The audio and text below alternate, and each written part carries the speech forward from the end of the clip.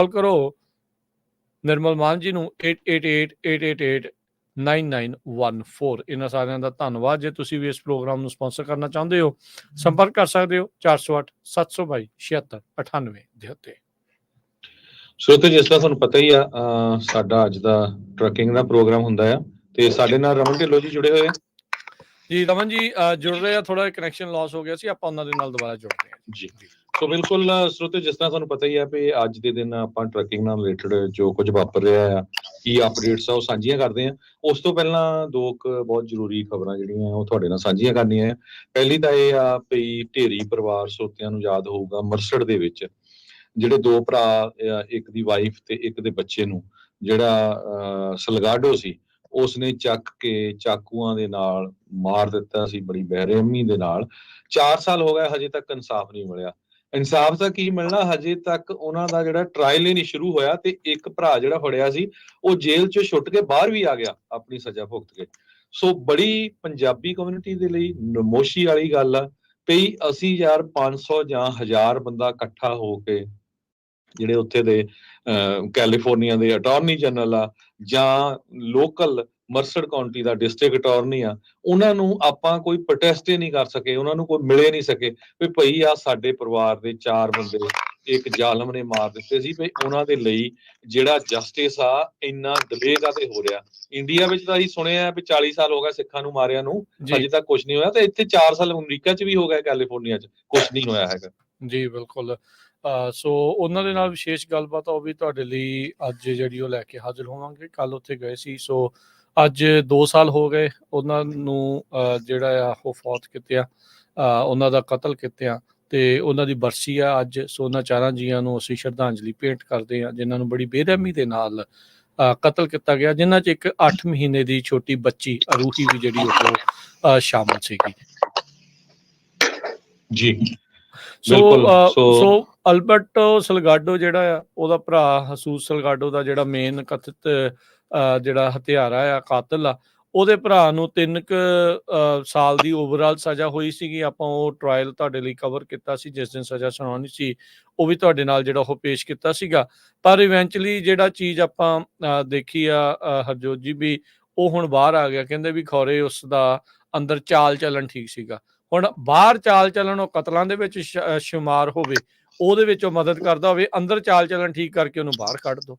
ਇਹ ਕਿੱਥੇ ਦਾ ਜਿਹੜਾ ਇਹ ਨਿਆਂ ਆ, ਕਿੱਥੇ ਦੀ ਇਹ ਜਿਹੜੀ ਇਹ ਗੱਲ ਆ, ਇਹ ਗੱਲ ਜਿਹੜੀ ਸਮਝੋ ਜਿਹੜੀ ਉਹ ਬਾਹਰ ਇਸ ਟਾਈਮ ਨਜ਼ਰ ਆ ਰਹੀ ਆ। ਸੋ ਦਿਸ ਇਜ਼ ਰੀਅਲੀ ਸੈਡ, ਬਹੁਤ ਮੰਦਭਾਗੀ ਜਿਹੜੀ ਇਹ ਗੱਲ ਆ।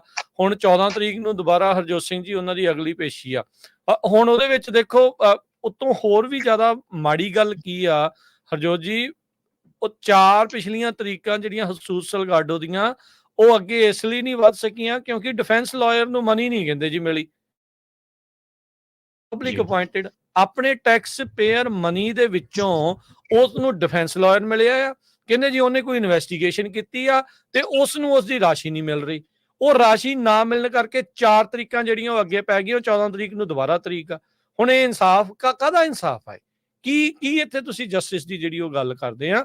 ਆਪਾਂ ਕਈ ਵਾਰੀ ਆਪਾਂ ਲੋਕਾਂ ਨੂੰ ਲੱਗਦਾ ਵੀ ਆਪਾਂ ਵਧੀਆ ਮੁਲਕ 'ਚ ਆ ਗਏ, ਨੋ ਡਾਊਟ ਇਹਦੇ ਵਿੱਚ ਫਰਕ ਆ ਜਿੱਥੋਂ ਆਪਾਂ ਆਏ ਆ, ਪਰ ਇੱਥੇ ਵੀ ਇਨਜਸਟਿਸ ਹੋ ਜਾਂਦਾ ਤੇ ਉਹਦੇ ਲਈ ਆਵਾਜ਼ ਚੱਕਣ ਦੀ ਲੋੜ ਆ। ਬੇਹੁਦਾ ਮਸਲਿਆਂ ਦੇ ਉੱਤੇ ਤੁਸੀਂ ਪ੍ਰੋਟੈਸਟ ਕਰਨ ਦੇ ਲਈ ਭੱਜੇ ਫਿਰਦੇ ਆ ਵੀ ਇੱਦਾਂ ਕਰ ਲਈਏ, ਉਹ ਕਰ ਦਈਏ, ਇਹ ਕਰ ਦਈਏ, ਉਹ ਕਰ ਦਈਏ। ਅੱਜ ਇੱਥੇ ਲੋੜ ਆ ਪਰਿਵਾਰ ਨੂੰ, ਖੜੋ ਹਾਂ ਨਾਲ ਜਾ ਕੇ, ਜਰਾ ਪਤਾ ਲੱਗੇ ਉਹਨਾਂ ਨੂੰ ਵੀ ਕਿਹੜੀਆਂ ਚੀਜ਼ਾਂ ਦੀ ਜਿਹੜੀ ਉਹ ਜ਼ਰੂਰਤ ਆ, ਇੱਥੇ ਇਨਸਾਫ ਮਿਲਿਆ। ਉਹ ਟ੍ਰੇਸੀ ਦੇ ਵਿੱਚ ਬਜ਼ੁਰਗ ਮਾਰਤਾ ਸੀ, ਉਹ ਡੀਏ ਨੇ ਇੰਨੀ ਬੁਰੀ ਤਰੀਕੇ ਦੇ ਨਾਲ ਕੇਸ ਲੜਿਆ, ਉਹਦਾ ਹਥਿਆਰਾ ਜਿਹੜਾ ਉਹ ਬਾਹਰ ਆ, ਉਹਦਾ ਕਾਤਲ ਬਾਹਰ ਆ। ਕੀ ਕੀਤਾ ਪੰਜਾਬੀਆਂ ਨੇ? ਕੁਛ ਨਹੀਂ ਜੀ। ਆਪਾਂ ਨਹੀਂ ਕੁਛ ਵੀ ਕਰਨਾ, ਆਪਾਂ ਨਹੀਂ ਪੁਲਿਸ ਨੂੰ ਕੁਛ ਵੀ ਕਹਿਣਾ, ਆਪਾਂ ਨਹੀਂ ਡੀਏ ਨੂੰ ਕੁਛ ਵੀ ਕਹਿਣਾ। ਇੱਦਾਂ ਨਹੀਂ ਹੁੰਦਾ ਜੀ। ਜਿੱਥੇ ਤੁਹਾਡੇ ਨਾਲ ਮਾੜਾ ਹੋ ਰਿਹਾ, ਠੀਕ ਆ, ਅਸੀਂ ਮੰਨਦੇ ਹਾਂ ਵੀ ਬਹੁਤੇ ਚੰਗੇ ਆ, ਪਰ ਇਹਦਾ ਮਤਲਬ ਇਹ ਨਹੀਂ ਆ ਵੀ ਇੱਥੇ ਮਾੜੀਆਂ ਚੀਜ਼ਾਂ ਨਹੀਂ ਹੋ ਰਹੀਆਂ। ਜਿੱਥੇ ਨਾਇਨਸਾਫੀ ਜਿਹੜੀ ਉਹ ਨਹੀਂ ਹੋ ਰਹੀ, ਜਿੱਥੇ ਨਾਇਨਸਾਫੀ ਹੋ ਰਹੀ ਆ, ਕਿਰਪਾ ਕਰਕੇ ਉਸ ਜਿਹੜੀਆਂ ਚੀਜ਼ਾਂ ਨੂੰ, ਉਸ ਆਵਾਜ਼ ਨੂੰ ਜਿਹੜਾ ਆ ਉੱਥੇ ਚੱਕੋ। ਢੇਰੀ ਪਰਿਵਾਰ ਨੂੰ ਅੱਜ ਉਹਨਾਂ ਦੀ ਦੂਜੀ ਬਰਸੀ ਦੇ ਮੌਕੇ ਯਾਦ ਵੀ ਕਰਦੇ ਆ, ਪਰ ਨਾਲ ਦੇ ਨਾਲ ਇਹ ਗੱਲ ਵੀ ਕਰਦੇ ਆ ਵੀ ਇਹਨਾਂ ਦੇ ਲਈ ਇਨਸਾਫ ਦੀ ਗੁਹਾਰ ਆ ਉਹ ਸਾਰਿਆਂ ਨੂੰ, ਸਾਰੀਆਂ ਸੰਸਥਾਵਾਂ ਨੂੰ, ਸਾਰੀਆਂ ਆਰਗੇਨਾਈਜੇਸ਼ਨਾਂ ਨੂੰ, ਆਮ ਲੋਕਾਂ ਨੂੰ ਇਸ ਦੇ ਵਿੱਚ ਲਾਉਣ ਦੀ ਜ਼ਰੂਰਤ ਹੈ। ਦੂਜੀ ਜਿਹੜੀ ਖਬਰ ਸਾਂਝੀ ਕਰਨੀ ਹੈਗੀ ਆ, ਉਹ ਆਪਾਂ ਕੱਲ ਜੋ ਸੈਕਰਾਮੈਂਟੋ ਬੀ ਦੇ ਵਿੱਚ ਉਹਨਾਂ ਨੇ ਇਨਵੈਸਟੀਗੇਟਿਵ ਰਿਪੋਰਟ ਆਪਣੀ ਜਿਹੜੀ ਆ ਛਾਪੀ ਆ 4 ਮਹੀਨਿਆਂ ਦੀ ਇਨਵੈਸਟੀਗੇਸ਼ਨ ਤੋਂ ਬਾਅਦ, ਉਸ ਰਿਪੋਰਟ ਨੇ ਬਹੁਤ ਤਰਥੱਲੀ ਮਚਾਈ ਹੋਈ ਆ। ਸ਼ਰੇਆਮ ਹਿੰਦੂ ਅਮਰੀਕਨ ਫਾਊਂਡੇਸ਼ਨ ਨਾਮ ਦੀ ਆਰਗੇਨਾਈਜੇਸ਼ਨ ਦੇ ਬੰਦਿਆਂ ਨੇ ਸਿੱਖਾਂ ਦੇ ਉਲਟ ਕਨਸਪੀਰੇਸੀ ਥਿਊਰੀਜ਼ ਕ੍ਰੀਏਟ ਕਰਕੇ ਵੱਖ-ਵੱਖ ਸ਼ਹਿਰਾਂ ਦੇ ਪੁਲਿਸ ਆਫੀਸਰਸ ਨੂੰ ਮਿਲ ਕੇ ਜਿਹੜੀ ਜਾਣਕਾਰੀ ਦਿੱਤੀ ਆ ਕਿ ਜਿਹੜੇ ਇਹ ਆਪਣੀ ਆਜ਼ਾਦੀ ਦੀ ਕੋਈ ਗੱਲ ਕਰਦੇ ਆ, ਇਹ ਬੰਦਿਆਂ ਦੇ ਅੱਤਵਾਦ ਨਾਲ ਸੰਬੰਧ ਆ। ਫਰੀਮੌਂਟ ਗੁਰੂ ਘਰ 'ਚ ਡਰੱਗ ਚੱਲਦੀ ਆ, ਗੋਲੀਆਂ ਚੱਲਦੀਆਂ ਆ। ਫ੍ਰਿਜ਼ਨੋ ਦੇ 2 ਸਿੱਖ ਨੌਜਵਾਨਾਂ ਨੂੰ ਜਿਹੜੇ ਕਮਿਊਨਿਟੀ ਲਈ ਕੰਮ ਕਰਦੇ ਆ, ਇਹ ਕਿਹਾ ਗਿਆ ਆ ਵੀ ਇਹ ਕਮਿਊਨਿਟੀ ਦੇ ਵਿੱਚ ਹੇਟ ਫੈਲਾਉਂਦੇ ਆ ਜਾਂ ਵਾਇਲੈਂਸ ਦੀ ਕੋਈ ਗੱਲ ਕਰਦੇ ਹੈਗੇ ਆ। ਬੜੀ ਨਮੋਸ਼ੀ ਵਾਲੀ ਗੱਲ ਆ, 24 ਘੰਟੇ ਹੋ ਗਏ, ਕੋਈ ਗੁਰੂ ਘਰ ਸਾਹਿਬ ਦੀ ਕਮੇਟੀ, ਕੋਈ ਸਿੱਖ ਆਰਗੇਨਾਈਜੇਸ਼ਨ ਕਮੇਟੀ ਜਿਹੜੀ ਆ ਉਹ ਇਸ ਇਸ਼ੂ ਤੇ ਬੋਲੀ ਨਹੀਂ। ਸਿਰਫ ਇੱਕ ਡਾਕਟਰ ਪ੍ਰਿਤਪਾਲ ਸਿੰਘ ਤੇ ਜਕਾਰਾ ਮੂਵਮੈਂਟ ਵਾਲਿਆਂ ਨੇ ਇਹ ਇੰਸਟਾਗ੍ਰਾਮ ਦੇ ਉੱਤੇ ਜ਼ਰੂਰ ਪਾਇਆ ਹੈਗਾ ਭਈ ਇਹਨਾਂ ਨੂੰ ਮਾਫੀ ਮੰਗਣੀ ਚਾਹੀਦੀ ਆ, ਅਪੋਲੋਜਾਈਜ਼ ਕਰਨਾ ਚਾਹੀਦਾ। ਹੁਣ ਤੁਸੀਂ ਦੱਸੋ ਵੀ ਜਿਹੜੇ ਪੁਲਿਸ ਵਾਲਿਆਂ ਨੂੰ ਜਾਂ ਜਿਹੜੇ ਡਿਸਟ੍ਰਿਕਟ ਅਟਾਰਨੀਜ਼ ਨੂੰ ਜਿਨ੍ਹਾਂ ਨੇ ਟ੍ਰੇਨ ਕੀਤਾ ਹੈਗਾ, ਉਹ ਤੁਹਾਡੇ ਅਪੋਲੋਜਾਈਜ਼ ਕਰਨਾ ਉਹ ਭੁੱਲ ਜਾਓਗੇ। ਬਹੁਤ ਹੀ ਜ਼ਿਆਦਾ ਨਮੋਸ਼ੀ ਵਾਲੀ ਗੱਲ ਆ। ਕੱਲਾ ਫਰੀਮੌਂਟ ਗੁਰੂ ਘਰ ਦੀ ਜੇ ਮੈਂ ਗੱਲ ਕਰਾਂ, ਜੇ ਕਮੇਟੀ ਵਾਲੇ ਕੁਛ ਕਰ ਨਹੀਂ ਰਹੇ, ਵਿਰੋਧੀ ਧਿਰ ਵੀ ਹੈਗੀ ਆ, ਵੋਟਾਂ ਆਣੀਆਂ, ਵੋਟਾਂ ਵੇਲੇ ਵੀ ਰੌਲਾ ਬਹੁਤ ਪਾਉਂਦੇ ਆ, ਤੁਸੀਂ ਕੁਛ ਕਰੋ। ਉਹ ਵੀ ਛੱਡੋ, 14,000 ਤੋਂ ਵੱਧ ਮੈਂਬਰ ਹੈਗੇ ਆ ਗੁਰੂ ਘਰ ਦੀ ਕਮੇਟੀ ਦੇ, ਉਹ ਦੇਖੋ ਉਹ ਕੀ ਕਰਦੇ, ਚੁੱਪ ਬੈਠੇ ਆ, ਕੀ ਕਰ ਰਹੇ ਆ? ਤੁਹਾਨੂੰ ਸ਼ਰੇਆਮ ਉਹ ਕਹਿ ਰਿਹਾ ਤੁਹਾਡੇ ਗੁਰੂ ਘਰ ਦੇ ਵਿੱਚ ਆਹ ਕੁਝ ਚੱਲ ਰਿਹਾ ਹੈਗਾ। ਸੋ ਪੰਜਾਬੀ ਰੇਡੀਓ USA ਦਾ ਹੋਕਾ ਦੇਣ ਦਾ ਮਤਲਬ ਹੈਗਾ ਆ, ਆਪਾਂ ਹੋਕਾ ਦੇ ਰਹੇ ਹੈਗੇ ਆ। ਜੇ ਸਿੱਖ ਆਰਗੇਨਾਈਜੇਸ਼ਨਸ, ਸਿੱਖ ਗੁਰਦੁਆਰਿਆਂ ਦੀਆਂ ਕਮੇਟੀਆਂ ਇਹ ਸੋਚਦੀਆਂ ਰਹੀਆਂ ਵੀ ਜੇ ਅਸੀਂ ਕੁਝ ਕੀਤਾ ਸਾਡਾ ਵੀਜ਼ਾ ਕੈਂਸਲ ਹੋ ਜਾਊਗਾ, ਤਾਂ ਤੁਸੀਂ ਕਮੇਟੀਆਂ 'ਚ ਰਹਿ ਕੇ ਕੀ ਕਰਨਾ? ਤੁਸੀਂ ਉੱਥੇ ਇੰਡੀਆ ਜਾ ਕੇ ਕੀ ਕਰਨਾ? ਤੁਹਾਡੇ ਨਿਆਣੇ ਨੇ ਤਾਂ ਕਿਸੇ ਨੇ ਜਾਣਾ ਨਹੀਂ ਹੈ ਉੱਥੇ, ਉਹਨੇ ਤਾਂ ਕੋਈ ਜ਼ਮੀਨ ਦੇਖਣ ਨਹੀਂ ਜਾਣੀ, ਜਿਹਦੇ ਕਰਕੇ ਤੁਸੀਂ ਤੜਫਦੇ ਰਹਿੰਦੇ ਆ ਵੀ ਨਹੀਂ ਅਸੀਂ ਇਸ ਇਸ਼ੂ ਤੇ ਨਹੀਂ ਬੋਲਣਾ, ਹੋਰ ਮਾੜੀ ਮਾੜੀ ਗੱਲ ਦੇ ਉੱਤੇ ਜਿੰਨੇ ਮਰਜ਼ੀ ਅਸੀਂ ਕੱਟ ਕਰ ਲਈਏ। ਸੋ ਸਾਡੀ ਅੱਜ ਵੀ ਸਾਰਿਆਂ ਨੂੰ ਬੇਨਤੀ ਆ, ਸਾਡੇ ਸਾਹਮਣੇ ਪੈਲਸਤੀਨੀਅਨ ਮੂਲ ਦੇ ਲੋਕ ਆ, 40,000 ਪੈਲਸਤੀਨੀਅਨਾਂ ਦਾ ਕਤਲ ਹੋ ਗਿਆ, ਮਿਲੀਅਨਸ ਆਫ ਪੈਲਸਤੀਨੀਅਨ ਆਪਣੇ ਮੁਲਕ ਚੋਂ ਡਿਸਪਲੇਸ ਕਰ ਦਿੱਤੇ ਗਏ, ਪੂਰੇ ਦਾ ਪੂਰਾ ਉਹਨਾਂ ਦਾ ਜਿਹੜਾ ਮੁਲਕ ਤਬਾਹ ਕਰ ਦਿੱਤਾ ਗਿਆ। ਪਰ ਤੁਸੀਂ ਦੇਖ ਲਓ ਭਈ ਉਹਨਾਂ ਦੇ ਹੱਕ ਦੇ ਵਿੱਚ ਕੌਣ ਖੜਦਾ ਅਮਰੀਕਾ 'ਚ? ਜਿਹੜੇ 3-4 ਕਾਂਗਰਸਮੈਨ ਖੜਦੇ ਵੀ ਸੀ ਨਾ, ਉਹ ਵੀ ਉਹਨਾਂ ਨੇ ਚੁੱਪ ਕਰਾਤੇ ਆ। ਸੋ ਜਦੋਂ ਸਿੱਖਾਂ ਦਾ ਇਮੇਜ ਇਦਾਂ ਦਾ ਇੱਥੇ ਦੇ ਲਾ ਇਨਫੋਰਸਮੈਂਟ ਏਜੰਸੀਜ਼ ਦੇ ਕੋਲ, ਡਿਸਟ੍ਰਿਕਟ ਅਟਾਰਨੀ ਦੇ ਕੋਲ ਬਣਾ ਦਿੱਤਾ ਗਿਆ ਨਾ, ਨੋ ਮੈਟਰ ਤੁਸੀਂ ਕੋਈ ਆਜ਼ਾਦੀ ਦੀ ਗੱਲ ਕਰਦੇ ਜਾਂ ਨਹੀਂ ਕਰਦੇ, ਨੋ ਮੈਟਰ ਤੁਸੀਂ ਪੱਗ ਬੰਨ੍ਹਦੇ ਜਾਂ ਨਹੀਂ ਬੰਨ੍ਹਦੇ, ਨੋ ਮੈਟਰ ਤੁਸੀਂ ਬਾਲ ਰੱਖੇ ਹੋ ਜਾਂ ਨਹੀਂ ਰੱਖੇ ਹੋ, ਕੱਲ ਨੂੰ ਇਹ ਤੁਹਾਡੇ ਨਿਆਣਿਆਂ ਨੂੰ ਬਹੁਤ ਵੱਡੀ ਪ੍ਰੋਬਲਮ ਆਣੀ ਆ। ਕੋਈ ਮਾੜੀ ਜਿਹੀ ਵੀ ਕਿਤੇ ਸ਼ਰਾਰਤ ਹੁੰਦੀ ਹੈ ਨਾ, ਕਿਸੇ ਨੇ ਤੁਹਾਡੇ ਨਾਲ ਖੜਨਾ ਨਹੀਂ ਹੈਗਾ। ਸੋ ਇਹ ਮੌਕਾ ਹੈਗਾ, ਇਹ ਵੱਡੀਆਂ ਵੱਡੀਆਂ ਗੁਰੂ ਘਰਾਂ ਦੀਆਂ ਜਿਹੜੀਆਂ ਬਿਲਡਿੰਗ ਬਣਾਉਣ ਦਾ ਕੋਈ ਫਾਇਦਾ ਨਹੀਂ ਜੇ ਅਸੀਂ ਆਪਣੇ ਹੱਕ ਦੀ ਗੱਲ ਨਾ ਕਰ ਸਕਦੇ ਹੋਈਏ। ਸਾਨੂੰ ਇਕੱਠੇ ਹੋ ਕੇ ਉਹਨਾਂ ਦੇ ਉੱਤੇ ਲਾ ਸੂਟ ਫਾਈਲ ਕਰਨਾ ਚਾਹੀਦਾ। ਅੱਜ 24 ਘੰਟਿਆਂ ਬਾਅਦ ਪ੍ਰੈਸ ਕਾਨਫਰੰਸ ਹੋਣੀ ਚਾਹੀਦੀ ਸੀ, ਸਾਰੇ ਜਿੰਨੇ ਵੀ ਗੁਰੂ ਘਰ ਆ ਉਹਨਾਂ ਦੀਆਂ ਕਮੇਟੀਆਂ ਨੂੰ ਇਕੱਠੇ ਹੋ ਕੇ ਵੀ ਆਹ ਦੇਖੋ ਇੰਨਾ ਜਿਹੜਾ ਝੂਠ ਦਾ ਪ੍ਰਚਾਰ ਇੰਡੀਆ ਦੀ ਗਵਰਨਮੈਂਟ ਸ਼ਰੇਆਮ ਇਹ ਜਿਹੜਾ ਆ ਸੌਫਟ ਟ੍ਰਾਂਸਨੈਸ਼ਨਲ ਰਿਪਰੈਸ਼ਨ ਕਰ ਰਹੀ ਹੈਗੀ ਆ। ਇਹ ਸਾਰੇ ਜਾਣੇ ਚੁੱਪ ਇੱਥੇ ਚੁੱਪ ਬੈਠੇ ਨੇ ਸਾਰੇ ਜਾਣੇ। ਤੇ ਹਰਜੋਤ ਸਿੰਘ ਜੀ, ਇੱਥੇ ਮੈਂ ਨਾਲ ਇੱਕ ਹੋਰ ਚੀਜ਼ ਐਡ ਕਰਦਾ, ਰੀਸੈਂਟਲੀ ਨਾ 2-3 ਚੀਜ਼ਾਂ ਆਈਆਂ ਜਿੱਥੇ ਇੱਕ ਭਾਈ ਵਡਾਲਾ ਹੋਣਾ ਦੀ ਪੱਗ ਲਾਉਣ ਵਾਲੀ ਗੱਲ ਕੀਤੀ ਗਈ ਸੀਗੀ, ਆਈ ਸੀ। ਹਰਜਾਪ ਸਿੰਘ ਜਾਫੀ ਜਿਹੜੇ ਆ ਉਹ ਵੀ, ਕਿਉਂਕਿ ਸਿੱਖ ਸੰਘਰਸ਼ ਦੇ ਵਿੱਚ ਬੜਾ ਜਿਹੜਾ ਉਹ ਵੱਧ ਚੜ ਕੇ ਬੋਲਦੇ ਆ, ਉਹਨਾਂ ਨੇ ਵੀ ਆਪ ਪੋਸਟ ਪਾਈ ਸੀ ਵੀ ਉਹਨਾਂ ਦੀ ਦਸਤਾਰ ਨੂੰ ਲਾਉਣ ਦੇ ਲਈ ਆਖਿਆ ਗਿਆ। ਇਹ ਐਂਗਲ ਚੈੱਕ ਕਰਨਾ ਚਾਹੀਦਾ ਆ ਵੀ ਭਾਈ ਇਹ ਇਹਨਾਂ ਦਾ ਕੀਤਾ ਕਰਾਇਆ ਜਾਣ ਬੁੱਝ ਕੇ ਸਿੱਖਾਂ ਨੂੰ ਤੰਗ ਕਰਨ ਦੇ ਲਈ, ਪਰੇਸ਼ਾਨ ਕਰਨ ਦੇ ਲਈ, ਵੀ ਇਹ ਕੇਸ ਐਂਗਲ ਦੇ ਥਰੂ ਵੀ TSA ਦੇ ਵਿੱਚ ਵੀ ਇਹ ਕਿਉਂਕਿ ਉਹ ਤਾਂ ਤੁਹਾਡੇ ਲਈ ਸ਼ਬਦ ਵਰਤ ਰਹੇ ਆ, ਖਾਲਿਸਤਾਨੀ ਐਕਸਟ੍ਰੀਮਿਜ਼ਮ, ਵੀ ਤੁਸੀਂ ਤਾਂ ਅੱਤਵਾਦੀ ਆ। ਉਹ ਜਿਹੜਾ ਵੀ ਕੋਈ ਉਹਨਾਂ ਨੂੰ ਇਦਾਂ ਲੱਗਦਾ ਕਿਤੇ ਇਦਾਂ ਦੀ ਜਿਹੜੀ ਉਹ ਜਾਣ ਬੁੱਝ ਕੇ ਤਾਂ ਨਹੀਂ ਕਰਵਾ ਰਹੇ। ਸੋ ਇਹਦੀ ਜੜ ਤੱਕ ਜਾਣ ਦੀ ਤੁਹਾਨੂੰ ਜ਼ਰੂਰਤ ਆ। ਤੁਹਾਡੇ ਨੱਕ ਥੱਲੇ ਉਹ ਸਾਰੀਆਂ ਲਾ ਇਨਫੋਰਸਮੈਂਟ ਵਾਲਿਆਂ ਨੂੰ ਤਾਂ ਇਹ ਚੀਜ਼ਾਂ ਦੱਸੀ ਜਾ ਰਹੇ ਆ, ਤੁਸੀਂ ਬੈਠੇ ਜਿਹੜੇ ਉੱਥੇ ਕੀ ਕਰ ਰਹੇ ਆ? ਆਪਾਂ ਨੂੰ ਜਿਹੜਾ ਉਹ ਕੀ ਕਰਨਾ ਚਾਹੀਦਾ? ਹੁਣ ਜਿੱਦਾਂ ਹੀ ਰਿਪੋਰਟ ਸਾਹਮਣੇ ਆਈ ਆਪਾਂ ਤੁਹਾਡੇ ਨਾਲ ਨਸ਼ਰ ਕੀਤੀ ਆ, ਹੁਣ ਅੱਗੇ ਕਾਰਵਾਈ ਜਿਹੜੇ ਮੁਅਤਬਰ ਆਪਣੇ ਆਪ ਨੂੰ ਅਖਵਾਉਂਦੇ ਨੇ, ਲੀਡਰ ਨੇ, ਗੁਰੂ ਘਰ ਦੀਆਂ ਕਮੇਟੀਆਂ ਨੇ, ਹੋਰ ਜਿਹੜੀਆਂ ਸਿੱਖ ਆਰਗੇਨਾਈਜੇਸ਼ਨ ਨੇ, ਉਹਨਾਂ ਨੂੰ ਮਿਲ ਕੇ ਜਿਹੜਾ ਉਹ ਅੱਗੇ ਵਧਣ ਦੀ ਜਿਹੜੀ ਉਹ ਜ਼ਰੂਰਤ ਆ। ਬਈ ਭਾਈ ਕਰੋ, ਇਹਦਾ ਜਵਾਬ ਜਿਹੜਾ ਉਹ ਕੀ ਆ ਤੁਹਾਡੇ ਕੋਲ, ਕੀ ਜਵਾਬ ਜਿਹੜਾ ਤੁਸੀਂ ਇਸ ਦੇ ਵਿੱਚ ਦੇਣ ਜਾ ਰਹੇ ਹੈਗੇ ਆ ਜੀ। ਸੋ ਇਹ ਜਾਂਦੇ ਜਾਂਦੇ ਇਹਦੇ ਨਾਲ ਇਹ ਨਿਊਜ਼ ਸਾਂਝੀ ਕਰਦੇ ਜਾਈਏ। ਡਿਪਾਰਟਮੈਂਟ ਆਫ ਹੋਮਲੈਂਡ ਸਿਕਿਉਰਿਟੀ ਨੇ $210 ਮਿਲੀਅਨ ਫੰਡਿੰਗ ਦਿੱਤੀ ਹੈਗੀ ਆ ਜਿਹੜੀਆਂ ਫੇਥ ਬੇਸਡ ਇੰਸਟੀਟਿਊਸ਼ਨ ਤੇ ਨਾਨ ਪ੍ਰੋਫਿਟ ਆਰਗੇਨਾਈਜੇਸ਼ਨਸ ਹੈਗੀਆਂ ਅਗੇਂਸਟ ਟਾਰਗੇਟਡ ਅਟੈਕਸ, ਜਿਨ੍ਹਾਂ ਨੂੰ ਟਾਰਗੇਟ ਕੀਤਾ ਜਾ ਰਿਹਾ। ਸੋ ਇਹ ਆਰਗੇਨਾਈਜੇਸ਼ਨਸ ਨੂੰ ਡਿਪਾਰਟਮੈਂਟ ਆਫ ਹੋਮਲੈਂਡ ਸਿਕਿਉਰਿਟੀ ਨਾਲ ਗੱਲਬਾਤ ਕਰਨੀ ਚਾਹੀਦੀ ਆ, ਅਟਾਰਨੀ ਹਾਇਰ ਕਰਨੇ ਚਾਹੀਦੇ ਆ। ਹੋਰ ਵੀ ਆਪਣੀਆਂ ਬਹੁਤ ਆਰਗੇਨਾਈਜੇਸ਼ਨ ਆ, ਟੇਬਲ ਲਾ ਕੇ ਤਾਂ ਬਾਹਰ ਖੜ ਜਾਂਦੇ ਆ ਵੀ ਜੀ ਅਸੀਂ ਸਿੱਖਾਂ ਦੇ ਲਈ ਵਾਸ਼ਿੰਗਟਨ DC 'ਚ ਲੜ ਰਹੇ ਆ, ਆਹ ਕਰ ਰਹੇ ਆ, ਉਹ ਕਰ ਰਹੇ ਆ। ਹੁਣ ਕਾਹਦੇ ਚੁੱਪ ਬੈਠੇ ਹੈਗੇ ਆ, ਹਨਾ? ਸ਼ਰੇਆਮ ਤੁਹਾਨੂੰ ਕਹਿ ਰਿਹਾ ਤੁਹਾਡੇ ਗੁਰੂ ਘਰਾਂ 'ਚ ਡਰੱਗ ਵਿਕਦੀ ਆ, ਗੋਲੀਆਂ ਚੱਲਦੀਆਂ, ਜਦ ਕਿ ਉਸ ਸ਼ਹਿਰ ਦਾ ਪੁਲਿਸ ਚੀਫ ਕਹਿ ਰਿਹਾ ਵੀ 20 ਸਾਲਾਂ ਦੇ ਵਿੱਚ ਸਾਡੇ ਕੋਲ ਇੱਕ ਵੀ ਕਾਲ ਨਹੀਂ, ਸਾਡੀ ਇੱਕ ਵੀ ਕੋਈ ਇਦਾਂ ਦੀ ਗੱਲ ਇਨਸੀਡੈਂਟ ਨਹੀਂ ਹੋਈ ਹੈਗੀ। ਤੇ ਹੁਣ ਇਹ ਤੋਂ ਵੱਧ ਤੁਸੀਂ ਕੀ ਕਰਨਾ ਆ? ਇਹ ਬਿਲਕੁਲ ਐਕਟ ਕਰਨਾ ਚਾਹੀਦਾ। ਜੇ ਕਮੇਟੀ ਨਹੀਂ ਐਕਟ ਕਰਦੀ, ਵਿਰੋਧੀ ਧਿਰ ਨਹੀਂ ਐਕਟ ਕਰਦੀ, ਗੁਰੂ ਘਰਾਂ ਦੇ ਮੈਂਬਰਾਂ ਨੂੰ ਐਕਟ ਕਰਨਾ ਚਾਹੀਦਾ। ਤੁਹਾਡੇ ਨਿਆਣਿਆਂ ਨੂੰ ਫਿਊਚਰ ਦੇ ਵਿੱਚ ਇਹ ਪ੍ਰੋਬਲਮਸ ਆਣੀਆਂ ਆ। ਜੇ ਤੁਹਾਨੂੰ ਇੱਕ ਤਰ੍ਹਾਂ ਦੇ ਨਾਲ ਇਹਨਾਂ ਨੇ ਸ਼ੋਅ ਕਰ ਦਿੱਤਾ, ਦੇਖੋ ਜੀ ਇਹ ਤਾਂ ਟੈਰਰਿਜ਼ਮ ਫੈਲਾਉਂਦੇ ਆ, ਇਹ ਹੇਟ ਫੈਲਾਉਂਦੇ ਹੈਗੇ ਆ। ਹੁਣ ਤੁਸੀਂ ਦੱਸੋ ਹੇਟ ਕੌਣ ਫੈਲਾ ਰਿਹਾ? 2 ਸਾਲ ਕਰੋਨਾ ਵਾਇਰਸ ਦੇ ਦੌਰਾਨ ਫਰੀਮੌਂਟ ਗੁਰੂ ਘਰ, ਸੈਨੋ ਦੇ ਵੱਖ-ਵੱਖ ਗੁਰੂ ਘਰਾਂ 'ਚ 50% ਤੋਂ ਵੀ ਵੱਧ ਹਿੰਦੂ ਲੋਕ ਆਉਂਦੇ ਸੀ, ਜਿਹੜੇ ਟੀਕੇ ਵੀ ਲਵਾਉਂਦੇ ਸੀ, ਫੂਡ ਵੀ ਖਾਂਦੇ ਸੀ, ਸਾਰਾ ਕੁਝ ਕਰਦੇ ਸੀ। ਹੁਣ ਕਿੰਨੀਆਂ ਜਿਹੜੀਆਂ ਹਿੰਦੂ ਆਰਗੇਨਾਈਜੇਸ਼ਨ ਉਹ ਤੁਹਾਡੇ ਹੱਕ ਵਿੱਚ ਆਈਆਂ ਹੈਗੀਆਂ। ਸੋ ਇਹ ਸਾਰਾ ਜਿਹੜਾ ਸਾਨੂੰ ਸੋਚਣਾ ਚਾਹੀਦਾ, ਇਹਦੇ ਤੇ ਐਕਟ ਕਰਨਾ ਚਾਹੀਦਾ। ਛੋਟੇ-ਛੋਟੇ ਇਸ਼ੂ ਤੋਂ ਬਚ ਕੇ ਸਾਰੀਆਂ ਢਿੱਲੇ ਨਾ ਪਾਓ, ਤੇਜ਼ ਹੋਵੋ, ਵੇਟ ਨਾ ਹੁਣ ਕਰੋ ਬਾੜੀ। ਇਹਦਾ ਜਿਹੜਾ ਵੀ ਤੁਹਾਡੇ ਕੋਲ ਹੈਗਾ ਆ, ਇਸ ਦਾ ਸੋਲੂਸ਼ਨ ਲੱਭ ਕੇ ਜਲਦੀ ਤੋਂ ਜਲਦੀ ਜਿਹੜਾ ਇਹ ਕਰੋ ਕੰਮ। ਬਾਅਦ 'ਚ ਇਹ ਨਾ ਹੋਵੇ ਵੀ ਪੁਲ ਥੱਲੋਂ ਪਾਣੀ ਲੰਘ ਜਾਵੇ ਤੇ ਫਿਰ ਆਪਾਂ ਵਹਿੰਦੇ ਰਹੀਏ। ਇਹ ਬਹੁਤ ਵੱਡੀਆਂ ਜਿਹੜੀਆਂ ਉਹਨਾਂ ਨੇ ਤੁਹਾਡੇ ਉੱਤੇ ਜਿਹੜੀਆਂ ਤੌਹਮਤਾਂ ਲਾਈਆਂ ਆ, ਤੇ ਉਹਦਾ ਜਵਾਬ ਜਲਦ ਤੋਂ ਜਲਦ ਉਹਨਾਂ ਨੂੰ ਜਿਹੜੀ ਉਹ ਦੇਣ ਦੀ ਜ਼ਰੂਰਤ ਆ। ਸਾਰੀਆਂ ਕਮੇਟੀਆਂ ਇਕੱਠੀਆਂ ਹੋ ਕੇ ਜੋ ਗੁਰੂ ਘਰਾਂ ਨੂੰ ਉਹਨਾਂ ਨੇ ਬਦਨਾਮ ਕਰਨ ਦਾ ਜਿਹੜਾ ਇਹ ਕੰਮ ਸ਼ੁਰੂ ਕੀਤਾ ਆ, ਉਹਦਾ ਮੂੰਹ ਤੋੜਵਾਂ ਜਿਹੜਾ ਤੁਹਾਨੂੰ ਉਸ ਦਾ ਜਵਾਬ ਆ ਉਹ ਦੇਣ ਦੀ ਜ਼ਰੂਰਤ ਆ। ਇਕੱਠੇ ਹੋਵੋ, ਬਾਕੀ ਚੀਜ਼ਾਂ ਨੂੰ ਸਾਈਡ ਤੇ ਛੱਡ ਕੇ, ਛੋਟੇ-ਮੋਟੇ ਜਿਹੜੇ ਤੁਹਾਡੇ ਆਪਸੀ ਮਤਭੇਦ ਆ ਉਹਨਾਂ ਨੂੰ ਭੁਲਾ ਕੇ ਇਕੱਠੇ ਹੋ ਕੇ ਇਹਦੇ ਉਲਟ ਜਿਹੜਾ ਤੁਹਾਨੂੰ ਇੱਕ ਸਟੈਂਡ ਲੈਣ ਦੀ ਜ਼ਰੂਰਤ ਹੈਗੀ ਆ ਜੀ। ਸੋ ਇੱਕ ਜਾਂਦੇ ਜਾਂਦੇ ਜ਼ਰੂਰ, ਮੈਂ ਕੱਲ ਇੱਕ ਅਸੈਂਬਲੀ ਮੈਂਬਰ ਦੇ ਨਾਲ ਮੇਰੀ ਗੱਲਬਾਤ ਹੋ ਰਹੀ ਸੀ। ਉਹ ਕਹਿੰਦੇ ਵੀ ਸਿੱਖਾਂ ਨੂੰ ਸਮਝ ਨਹੀਂ ਆ ਰਿਹਾ ਵੀ ਤੁਹਾਡੇ ਨਾਲ ਵਾਪਰ ਕੀ ਰਿਹਾ। ਕਹਿੰਦੇ ਵੀ most people have no idea what's happening. ਇਹ ਠੀਕ ਆ, ਹੁਣ ਸਾਡਾ ਵੀ ਧੰਨਵਾਦ ਕੀਤਾ ਵੀ ਤੁਸੀਂ ਮੈਸੇਜ ਨੂੰ ਸਪਰੈਡ ਕਰ ਰਹੇ ਹੈਗੇ ਆ, ਪਰ ਸਾਨੂੰ ਸਾਰਿਆਂ ਨੂੰ ਇਸ ਇਸ਼ੂ ਦੇ ਉੱਤੇ ਐਕਟ ਕਰਨਾ ਚਾਹੀਦਾ ਹੈਗਾ ਜੀ। ਤੇ ਆਪਾਂ ਜਿਹੜੇ ਆ ਉਹ ਅੱਗੇ ਵਧਦੇ ਆ। ਜਿਹੜਾ ਟਰੱਕਿੰਗ ਦੀ ਜਿਹੜੀ ਗੱਲਬਾਤ ਆ ਉਸ ਦੇ ਵੱਲ ਨੂੰ ਵਧਦੇ ਆ। ਰਮਨ ਜੀ ਆਪਣੇ ਨਾਲ ਹੁਣ ਜੁੜ ਚੁੱਕੇ ਆ। ਰਮਨ ਜੀ, ਜੀ ਆਇਆਂ ਨੂੰ ਸਵਾਗਤ ਹੈ ਜੀ। ਸਤਿ ਸ਼੍ਰੀ ਅਕਾਲ ਜੀ। ਸਤਿ ਸ਼੍ਰੀ ਅਕਾਲ ਜੀ। ਜੀ।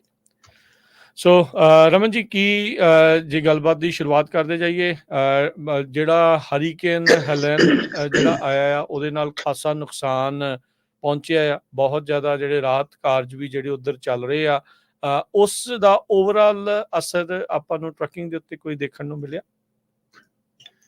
ਬਿਲਕੁਲ ਜੀ, ਇਸ ਵੇਲੇ ਕਾਫੀ ਜ਼ਿਆਦਾ ਜਿਹੜਾ ਉਹਦਾ ਅਸਰ ਹੈਗਾ ਈਸਟ ਕੋਸਟ ਤੇ ਹੈਗਾ, ਔਰ ਖਾਸ ਕਰਕੇ ਸਾਰੇ ਹੀ ਕੰਟਰੀ ਤੇ ਕਾਫੀ ਇਸ਼ੂ ਪੈਣ ਵਾਲਾ ਹੈ। ਇੱਕ ਤਾਂ ਜਿਹੜਾ ਹਰੀਕੇਨ ਹੈਗਾ ਉਹਦੇ ਕਰਕੇ, ਤੇ ਦੂਸਰਾ ਜਿਹੜੀ ਪੋਰਟ ਸਟ੍ਰਾਈਕ ਚੱਲ ਰਹੀ ਹੈ ਉਹਦੇ ਕਰਕੇ। ਸੋ ਦੋਵਾਂ ਦੇ ਕਰਕੇ ਜਿਹੜੀ ਇਸ ਵੇਲੇ ਸ਼ੋਰਟੇਜ ਆ ਉਹ ਦਿਖ ਰਹੀ ਹੈਗੀ ਆ, ਔਰ ਸਮਝ ਆ ਰਹੀ ਹੈਗੀ ਆ। ਔਰ ਮੇਰੇ ਖਿਆਲ ਦੇ ਵਿੱਚ ਇੱਕ ਆਈ ਡੋਨਟ ਨੋ, ਮੈਂ ਵੀ ਗੱਲ ਸੁਣ ਰਿਹਾ ਸੀਗਾ ਤੁਹਾਡੀ ਕਿ ਅਸੀਂ ਜਿਹੜਾ ਇਹ, ਚਲੋ ਕੋਈ ਵੀ ਚੀਜ਼ ਹੈ ਜਿਹੜੀ ਇੱਕ ਸਹੀ ਗੱਲ ਹੈਗੀ ਆ, ਸਹੀ ਚੀਜ਼ ਹੈਗੀ ਆ, ਉਹਦੇ ਲਈ ਫਾਈਟ ਕਰਨਾ ਸਾਨੂੰ ਆਉਂਦਾ ਨਹੀਂ ਹੈਗਾ ਫॉर द ਗਰਾਊਂਡ ਲੈਵਲ ਦੇ ਉੱਤੇ। ਸਾਨੂੰ ਗਰਾਊਂਡ ਲੈਵਲ ਤੇ ਕਿਸੇ ਚੀਜ਼ ਲਈ ਫਾਈਟ ਨਹੀਂ ਕਰਨਾ ਆਉਂਦਾ। ਟਰੱਕਿੰਗ ਇੰਡਸਟਰੀ 'ਚ ਅਸੀਂ ਬਹੁਤ ਆਪਣੇ ਆਪ ਨੂੰ ਕਹਿੰਦੇ ਹੈਗੇ ਵੀ ਅਸੀਂ ਬੜੇ ਵੱਡੇ ਲੈਵਲ ਤੇ ਚੱਲ ਰਹੇ ਹੈਗੇ ਆ, ਪਹੁੰਚ ਰਹੇ ਹੈਗੇ ਆ, ਪਰ ਸਟ੍ਰਾਈਕ ਕਰਨਾ ਸਾਡੇ ਵੱਸ ਦਾ ਰੋਗ ਨਹੀਂ ਹੈਗਾ। ਆਹ ਸਟ੍ਰਾਈਕ ਦੇਖੋ ਚੱਲ ਰਹੀ ਆ, ਸਾਰੀ ਦੀ ਸਾਰੀ ਕੰਟਰੀ ਥੰਮ ਗਈ ਇੱਕੋ ਦਿਨ, ਇੱਕੋ 2-4 ਦਿਨਾਂ ਦੇ ਵਿੱਚ, ਠੀਕ ਹੈ ਨਾ। ਅਸੀਂ ਸਟ੍ਰਾਈਕ ਦਾ ਐਲਾਨ ਕਰਦੇ ਰਹਿ ਜਾਂਦੇ ਆ, ਰੌਲਾ ਪਾਉਂਦੇ ਰਹਿ ਜਾਂਦੇ ਆ, ਸਭ ਕੁਛ ਕਰਦੇ ਰਹਿ ਜਾਂਦੇ ਆ। ਪਰ ਜਿਹੜੀ ਪਹਿਲਾਂ ਵੀ ਤੁਸੀਂ ਗੱਲ ਕਰ ਰਹੇ ਸੀਗੇ ਉਹਦੇ ਲਈ ਵੀ ਤੇ ਇਸ ਲਈ ਵੀ ਮੈਂ ਸਾਰਿਆਂ ਨੂੰ ਇਹ ਕਹੂੰਗਾ ਕਿ ਗਰਾਊਂਡ ਲੈਵਲ ਤੇ ਕੰਮ ਕਰਨਾ ਸ਼ੁਰੂ ਕਰੋ।